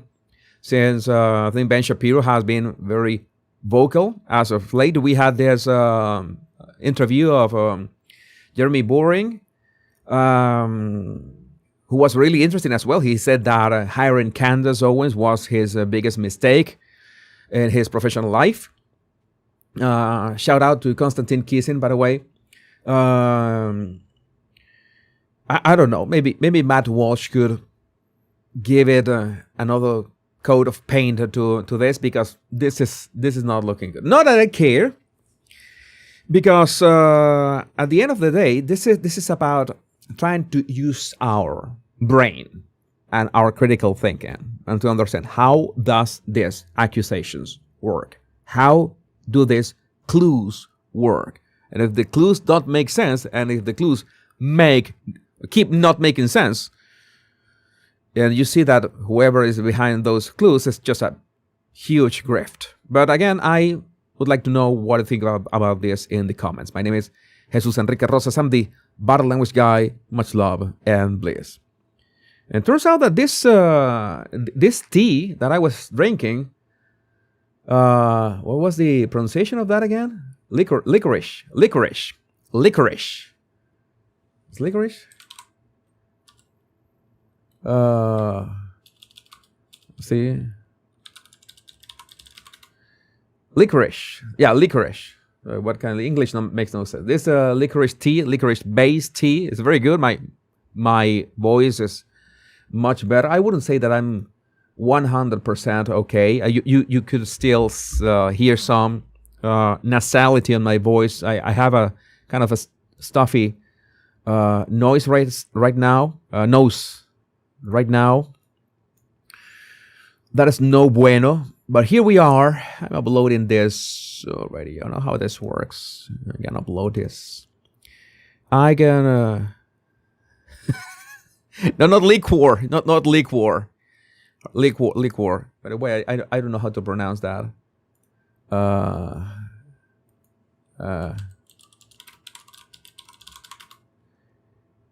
do you pronounce that? Liquor.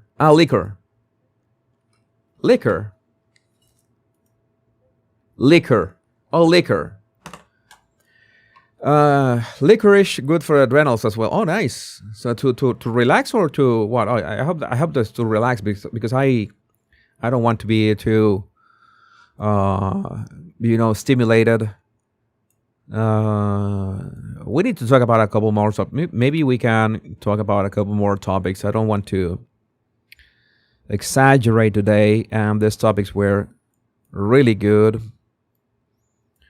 What time is it? 1:35. I think we can go for one more topic because I don't want to stress my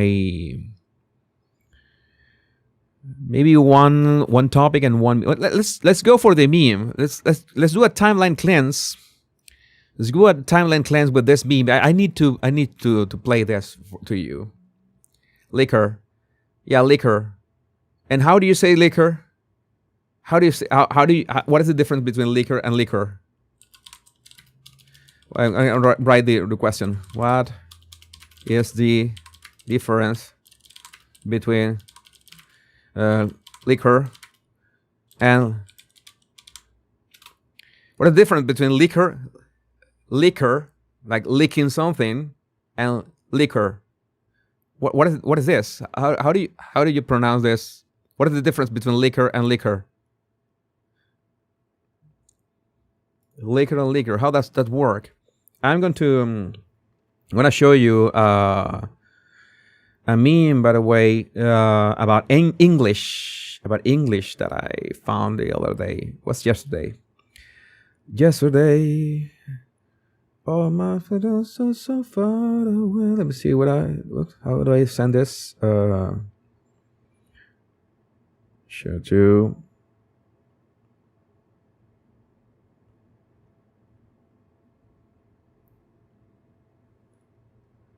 Show Finder. Show you this meme. Very appropriate meme. So what is the difference? It's the same. Is it the same? Liquor. Same, no difference. How can you tell if you from the context, of course. Yeah, it's always the context. It's like body language. From the context. It's like this. I'm gonna read this. If you ever forget that English is a difficult language, just remember, read and lead rhyme, and read and led rhyme, but read and led don't rhyme, and neither do read and lead. At least I did that on the first try. Yeah, that's thank you, Jester Jump. Very bueno. Very bueno. Very bueno. Yeah, this is read and led, read and lead, read, lead, read, led. This is, oh my God, this is English makes no sense. And this is the other meme that has nothing to do with English, but more with abstain. That's what I was laughing out loud with this one. You have to watch this one. This guy. Let's watch this together.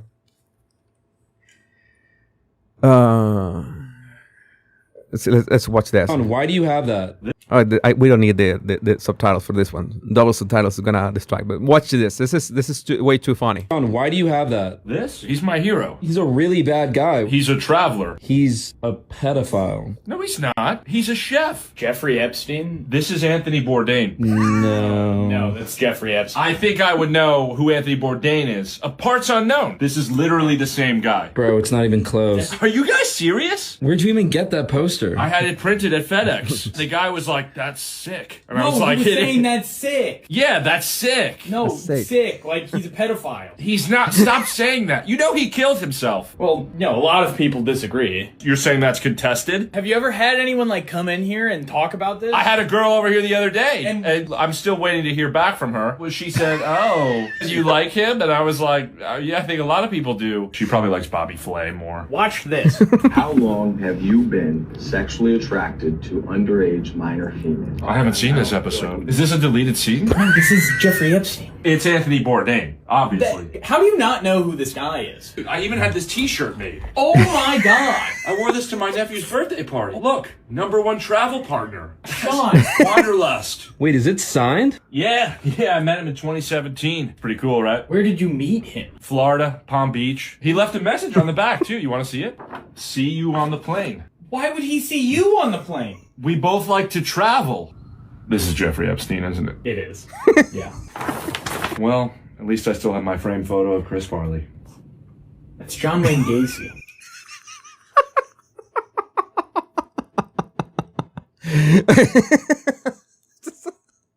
the framed Chris Farley at the end. That was just a cherry on top. That was the cherry on top. I needed that laugh. We all needed that laugh. This is one of the the best videos that I've seen in some time. But we need to land back into reality. Right now, in the crazy reality. Oh my God. This is so... I always remember, I would have, of all the people that I would like to interview at some point, I would like to interview James Spader. Spader, how do you say his last name? Is Spader? How do you say James Spader or Spader? Spade, right? Should come from spade. So it should be Spader, right? That is important. It's how do you... I'm gonna... You know that there's a very useful site on website. What's called Youglish. You go to Youglish, you put any word on that, and you get the right pronunciation from, I don't know, 100 different YouTube videos. I'm gonna just check. 31 pronunciations of a Spader. Just going to Spader. Spader. See you later. All right, like trader. Spader. Come to my house wearing that shirt. I shut the front door. Oh yeah, this we're looking at that meme. That meme. Yeah, I have tiny tears, laughter tears from that meme. Very good. Spader. So James Spader. Oh my God, that. I certainly hope that James Spader doesn't say anything political.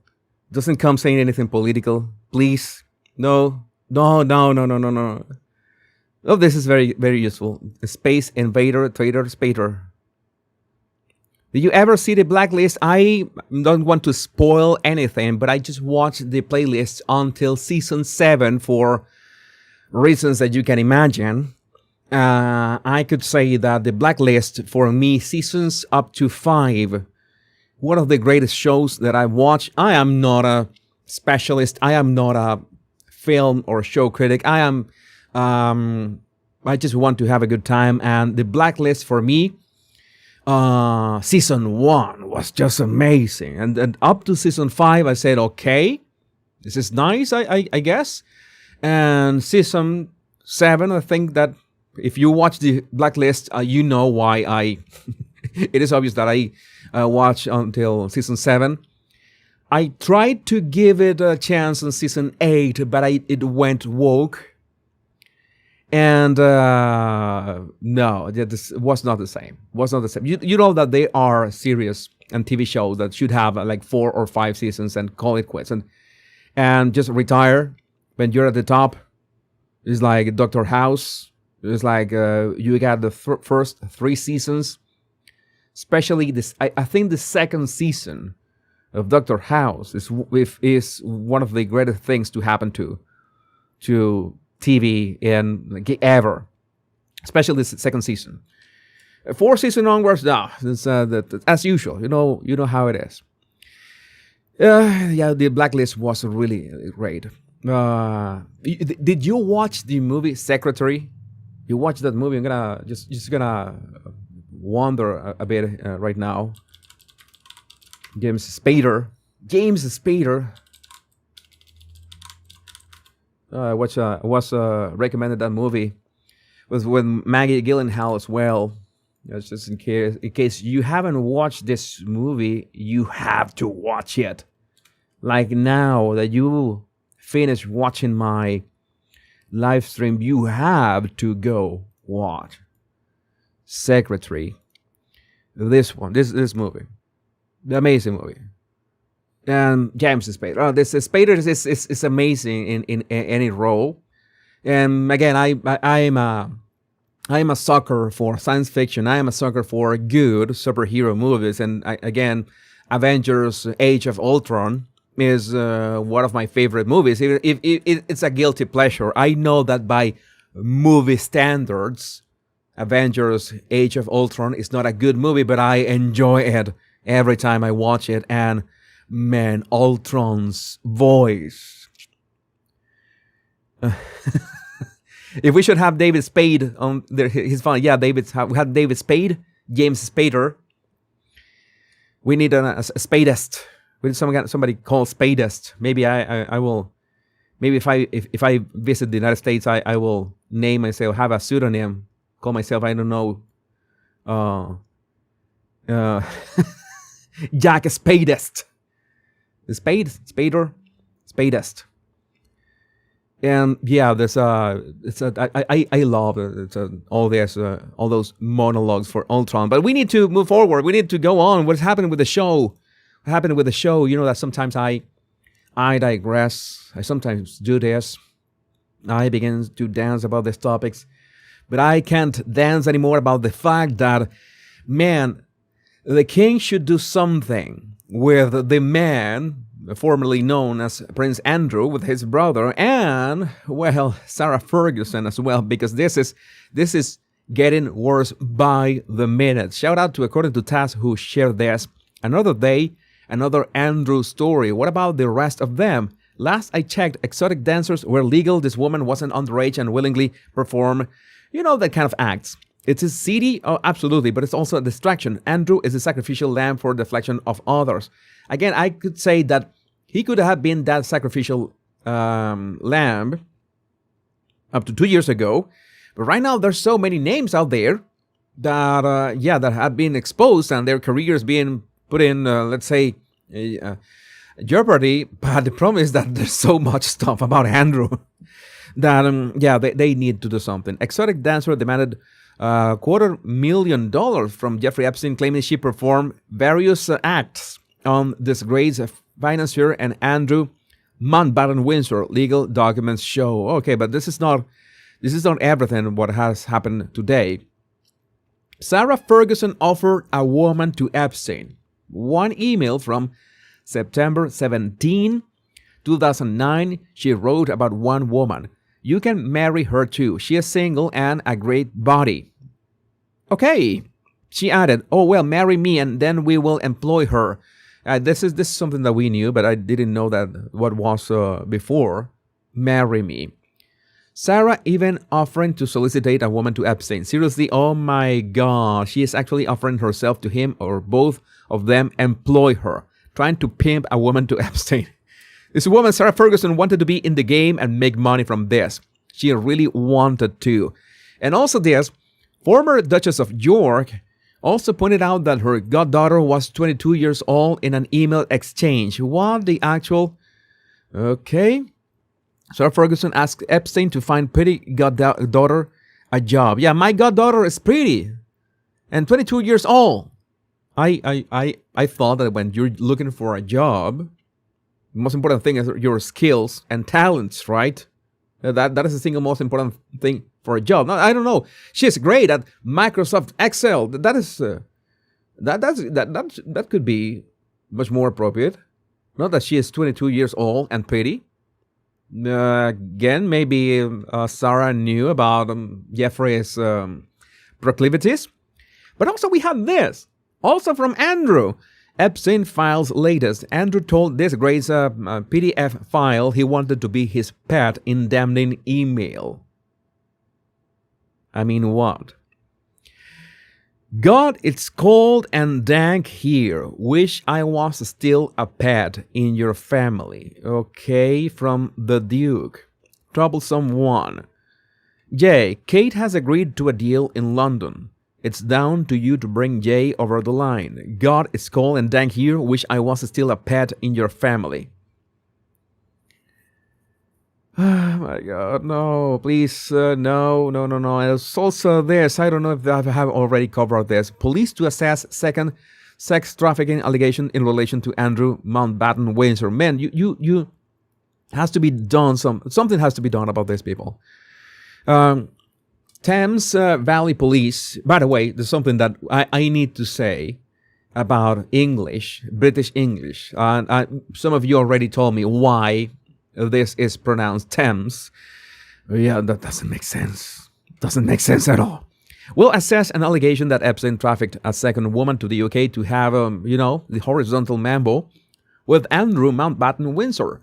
The alleged encounter is said to have taken place at Andrew's former 30-bedroom mansion, Royal Lodge, in Windsor in 2010. The allegation has marked the first time An Epstein survivor claims they were abused at a royal residence. This is the thing. The woman, who is not British and was in her 20s at the time, said she was given a tour of Buckingham Palace and tea after spending the night with Andrew.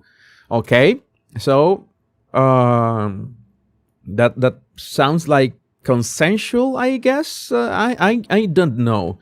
But it's great that there's an investigation about that. Exclusive. King Charles has been urged to cooperate with the police, including answering questions and publishing royal records of Jeffrey Epstein visits following new allegations involving Andrew. And you know, the only one I respect the king, of course, but my hunch, I have to say that, I have to say this, I think that the only one who's going to just put order in here, that could be William. I'm placing my bets on William. I think that it's say the king's turn to do something about it. I have some ideas of what he could do about Prince Andrew, or ex-Prince Andrew, not Prince anymore, Andrew and Sarah. And yeah, you know that Traitors Gate in the Tower of London. And the thing is, do you know that I remember about this gate for a very disturbing reason? Because I was browsing, all this stuff about Jeffrey Epstein that had given me nightmares for 5 nights straight. And I had to stumble. I saw this, so you have to see it too. This was a trapdoor inside Epstein's house that led to the sea. They were on an island surrounded by water, so why would they need a secret trapdoor to the sea? My God, this stuff is making me sick. I am not going to elaborate because, again, I have a very fertile imagination. So, yes, this is not good. This is not going to happen. But that reminded me of the Traitors Gate. That could be something that they could do about Andrew. And it seems that he has been booted out of Royal Lodge already in Windsor. The former prince has moved to Sandringham, not his final home, but a temporary pad. Well, we wait for that to happen. And I am truly sorry for Beatrice and Eugenie. I think that they have nothing to do with this. They were brought into this. According to Bark Jack, Eugenie is preparing a statement with Crisis Communications. Her sister is co-signing. However, the palace is counseling them not to release it. It would be my advice, as with experience with PR, maybe limited experience, but experience in Crisis Communications, don't release anything. Ignore all of that. Do not release anything. I would tell Beatrice and Eugenie, do not release any. There's nothing you can say. I mean, the people who know that you have nothing to do already know that you have nothing to do. You have nothing to prove. Remember what they told your dad, not do that interview. I'm telling you, don't release anything. I have absolutely no horse in this race, but that would be my advice to them.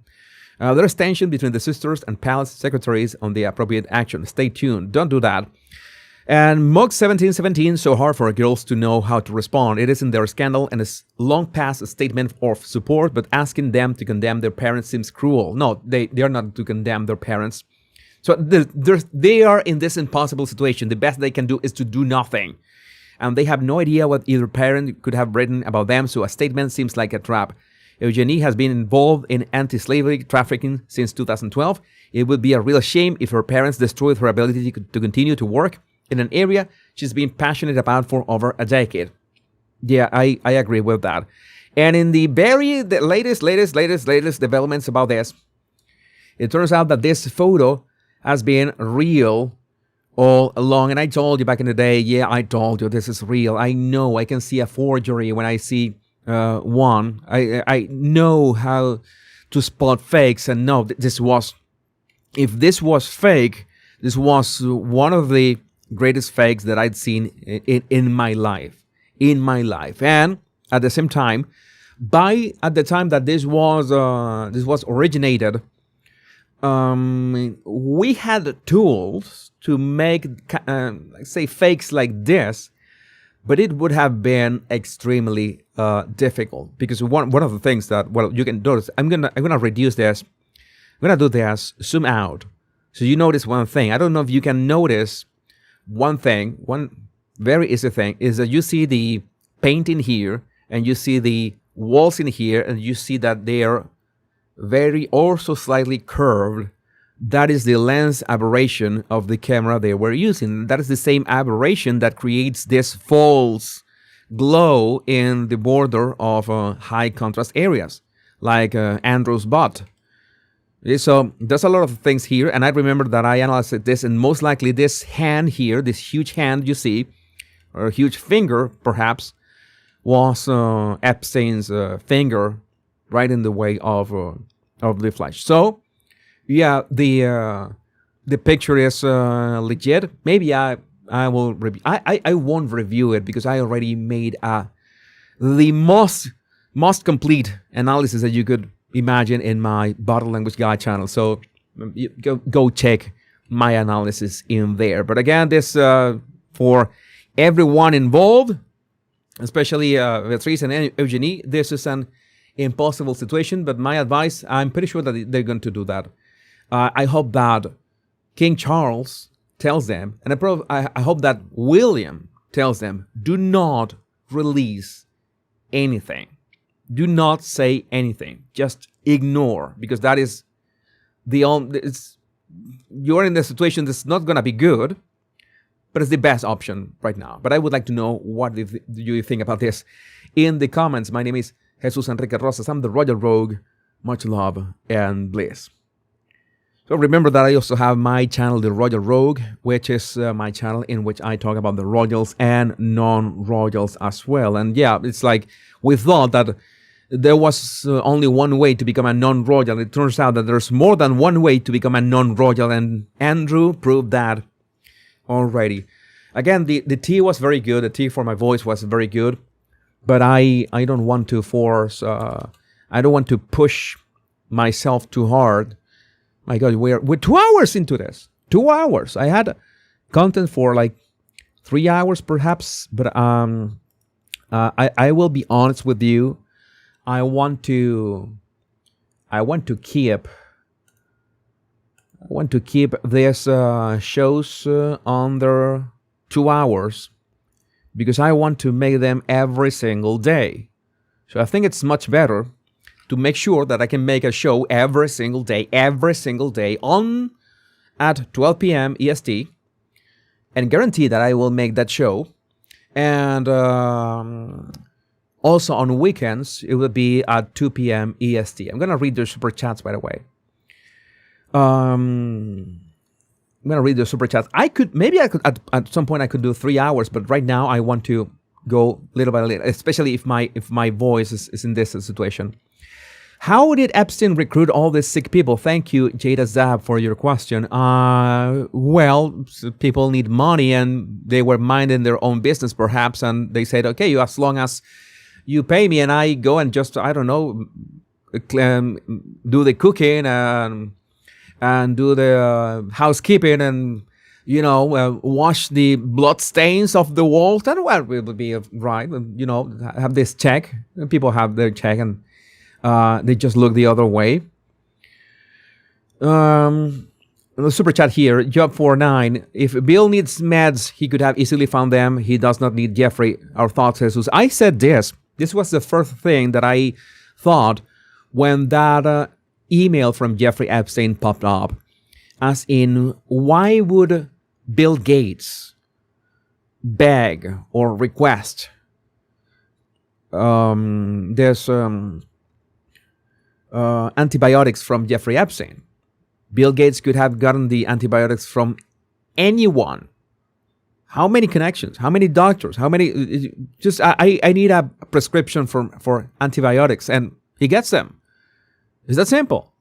It's like again, I'm not a fan of Bill Gates by any means, but that is a fact. It's like it's rather easy. In fact, it's rather easy for many people to just get antibiotics if you know a doctor that can sign a prescription. In Venezuela, it was more like you did not need a prescription for antibiotics. You needed the antibiotics to actually be in the drugstore. That was the other challenge. And Jada Zabas, again, Erica Kirk should sue for defamation. I don't know. This is the thing. I don't know to what extent Erica Kirk is actually hurt by this, because you know you have this threshold in which you have accusations, right?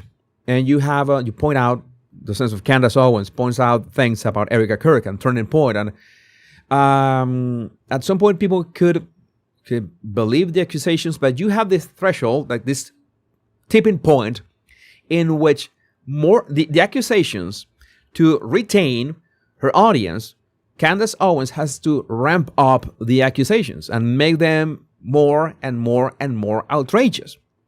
So there's a threshold of, let's say, I don't know what would be the adjective the outrageous threshold, in which the claims have to be so crazy that people say, hey, wait a second, how come this doesn't enter in conflict with what Candace has claimed in the past, which has already happened. I have not been following that, but I see accounts on X comparing what Candace has said right now and is in conflict with what Candace has said months ago. So there comes that. I think that Candace is way past that point. I think that she passed that point like 1 month ago. Some people have noticed that she's losing followers on Instagram. That won't be surprising because of what is going on. So I guess that Erica and her attorney said, you know what, we need to save our energy in case something actually bad is said. All right, there's actually bad, okay, like bad in the sense that something actually slander. Because what did she say? Candace only said, notice that I've said this and I say that again, Candace is really smart. I mean, I don't agree. That is one of the things I disagree. I don't know if Ben Shapiro has said explicitly that she is dumb. Some people have said that Candace is dumb because she doesn't know how to pronounce some words in English. I think that to some extent maybe Candace even does it on purpose, just for the attention. That could be a thing, okay? Because that is actually a thing on narcissists, even if they don't like to be called out on their mistakes. Possibility, but you cannot have somebody who is dumb, quote unquote. I don't think that she's dumb. And by the way, Jeremy Boring said that she is smart. She's a force of nature, and I agree with Warren with this. Candace is a force of nature, and the problem is that she has attracted this audience, and she can only retain the audience by being more and more outrageous every time. And that is a big problem for her. I mean, not that I care, again. Not that I care. I think that she's really smart. All the ways that she has brought this. But the problem is that the attorneys of Turning Point has already spoken about her, and this is your current situation. Okay, you know what you can say and what you cannot say because you already know the truth of everything. In order that the clip that we watch of Candace, she just said, "Oh, I have doubts about that alibi." That's it. I don't believe that alibi from Erica, that she was in this and this.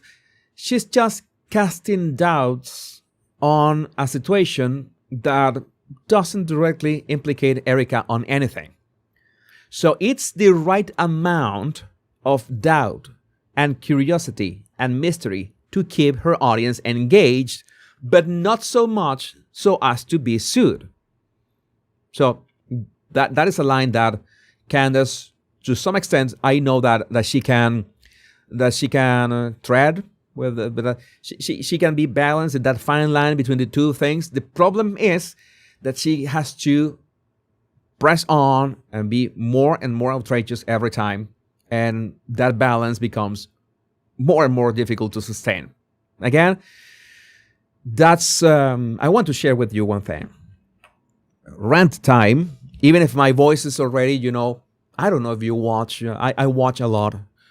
Ultraman. There was this Japanese superhero in which he had this limited amount of energy. It's like it was kind of Evangelion. It was like Candace. She was going to say revelations, and she says revelations. And I think that was on purpose. But I don't know if you have watched Neon Genesis Evangelion. You have this massive robots, and they have this limited energy. And my voice is at that limited energy at this point. But I want to share with you something, in the sense that this is for me the switch from being only the body language guy to comment on all these topics and try to make sense of them. And it is the same principle. The same principle that I use for body language is trying to connect dots and make sense of the stuff that we're seeing in the world and try to be fair. Because sometimes, even if you don't like Bill Gates, even if you don't like Meghan Markle, even if you don't like Keir Starmer, for example, you can see that we need to look at things in an analytical way, because that is the only way that we can see the world for what it is. Technically, this is a bit deep, but we cannot see the world for what it is with all the precision that we wanted, because our perception is flawed. But we can use our mind to, let's say, assess what's in front of us. And what I wanted to share with you is that I feel right now, last night, it was really hard to fall asleep. It was really hard to fall asleep because I realized, not only after the show, but after sharing the independent topics to every channel, and notice how the topics were working, and how the shows themselves were working out. This was working because I was worried about the channel, the views, the topics, and everything. That this is something that it's am I done? It's this over? Is this so over? As we say, no, we are so back. And I realized, okay, this is something that is kind of the holy grail of any creator, being able to talk about virtually any topic that I want. And it was really pleasing to, I was really happy that I spoke about this AI topic the other day, this AI talking about pain and suffering. I noticed that you were interested in the topic. And I achieved the topic that could have been boring. I made interesting for you. And this is something that I wanted to do for the longest time. And finally, yesterday, I realized, okay, this can work. And that's why you have noticed that I have created all these channels, because I want to talk about so many things. I want to talk about politics. I want to talk about, of course, body language and human behavior. I want to talk about toxic personalities. I want to talk about movies and entertainment, because I love movies. I love filmmaking. I would like to talk about music as well. Sometimes I begin talking about music with you, and I just can't stop. Something that I just can't stop when I start talking about music. I want to talk about AI. I want to talk about economics, international stuff. I find the world so fascinating. I find humanity so fascinating. So many topics so fascinating. It has been a struggle to realize that social media, the platforms that we use to share our curiosities, they reward having just one lane, staying in one lane. You have a channel about royals, you have to keep talking about royals. You have a channel about body language, you have to keep talking about body language. You have a channel of American politics, you have to keep talking about American politics, and that has been really frustrating for me. Because I am curious about everything, and I love the way topics overlap all the time. You remember when we were talking at some point about Meghan Markle and Disney and the Democrats and the elections, and it's like everything had this. And then we jumped to Donald Trump, and Donald Trump made a reference to Harry, and then we had this full circle of all these topics. For me, it was magical, saying that everything is connected. But that was not something that I could do with my channels. That was not something that I could do with my X account, Twitter account. But let's say that my home has been YouTube, and I had to realize I need to do something about this. And that's when it dawned on me that the Royal Row experiment had worked very nice. Like spin-off of a focus channel on one topic. Let's do this again and again and again, as many times as necessary. That's why I went wild with all these channels. I basically have, I could say that I have, for real, 5 channels right now. For real, that I upload regularly, 3 of them. But that's the thing, and I wanted to share with you that it's really exciting noticing that, yes, I can do this live. Preparing the lives is really fun for me. I just have to be on Twitter all day. That could be like torture to you. But for me, since I discovered Twitter back in 2009, in June 2009, I was instantly hooked. I was instantly hooked, and I'm still hooked nowadays. I'm an addict, I could say, of Twitter. And just sending everything to bookmarks. You can see in my shows that everything is like screenshot of Twitter and has the bookmarks and my like in there. You can see it for yourself. But it's the beginning of this amazing era that brings me hope, because I know that this is something that I can do literally every day. I just have to take care of my voice. I have to take care of my health. I have to make sure to sleep, get enough sleep. Even if I have Epstein Island nightmares, tools. Maybe I could master lucid dreaming, and I understand that I'm dreaming, and then I can control the dream. And I think that this is. So I wanted to share this with you, because I know that these rants. Let me watch. I know that only the craziest ones are going to stay for the rants at the end of the show. I know that I could be here for hours, and so many of you will stay here. This is true. This is true. Jesus, Spidey, and the behavior guys are the best. Yeah, shout out to Spidey of the behavioral arts and the behavior panel as well. I remember when I was more Dr. G, by the way, Dr. G Explains also. Shout out to Dr. G Explains. I reached out to him, great guy. We have stayed in contact. But it is obvious that I had to kind of grow, because that's something that my mind absolutely wanted me. Okay, Jesus, we have been working with body language for how long? For 15 years. And it's been a great adventure, but it's not that we're going to stop talking about it. It's not that I'm going to stop talking about body language or stop doing body language analysis, but there's so much out there. So much out there that I want to talk about, that realizing that curiosity can pay off, and that I can attain that state of being able to talk about all these topics, and the only thing that will stop me is my health. that came out wrong, right? It's like I have to take care of my health so I can go the distance. But you understand.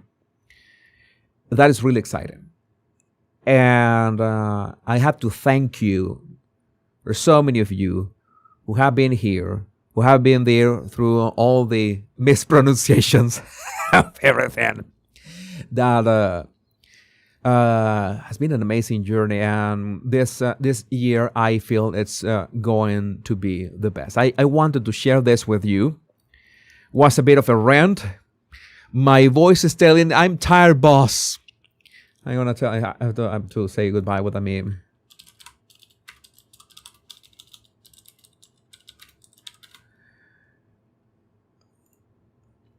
And I know you know this. Maybe you know. From the Green Mile. This is my voice right now. You told me it was gonna be less than 1 hour. You lied. You lied, boss. Where's this screenshot? This is a good thing that I can just add memes here and show them to you. That is the magic of this show. I'm tired, boss. If you want to know all my channels, I'm seeing that you're trying to figure out where are all my channels. You go to the Body Language Guy on YouTube. If you're watching here on YouTube, if you're watching this live stream on YouTube, or you go to the Body Language Guy on YouTube, you go to the main screen of the Body Language Guy, the homepage, my channel page, and you scroll to the bottom, you will see that there's going to be the Royal Rogue, the Power Pundit, the Sin Surgeon, the Crime Coroner, and a couple more. There's all my channels right now. The ones that I'm actively working on, even some of them that there's so many channels that I experimented on that are no longer active, but the ones that you're going to find at the bottom of my main channel page on YouTube, those are the ones. So, my body language, I cannot say goodbye. It's so hard every day. So hard. You make this hard. You make this hard. My body language buddies, my name is Jesus Enrique Rosas. I'm the Body Language Guy. And until we meet tomorrow on episode 119, remember the most important words. Much love and bliss. Take care. Be safe. I love every single one of you. Bye-bye.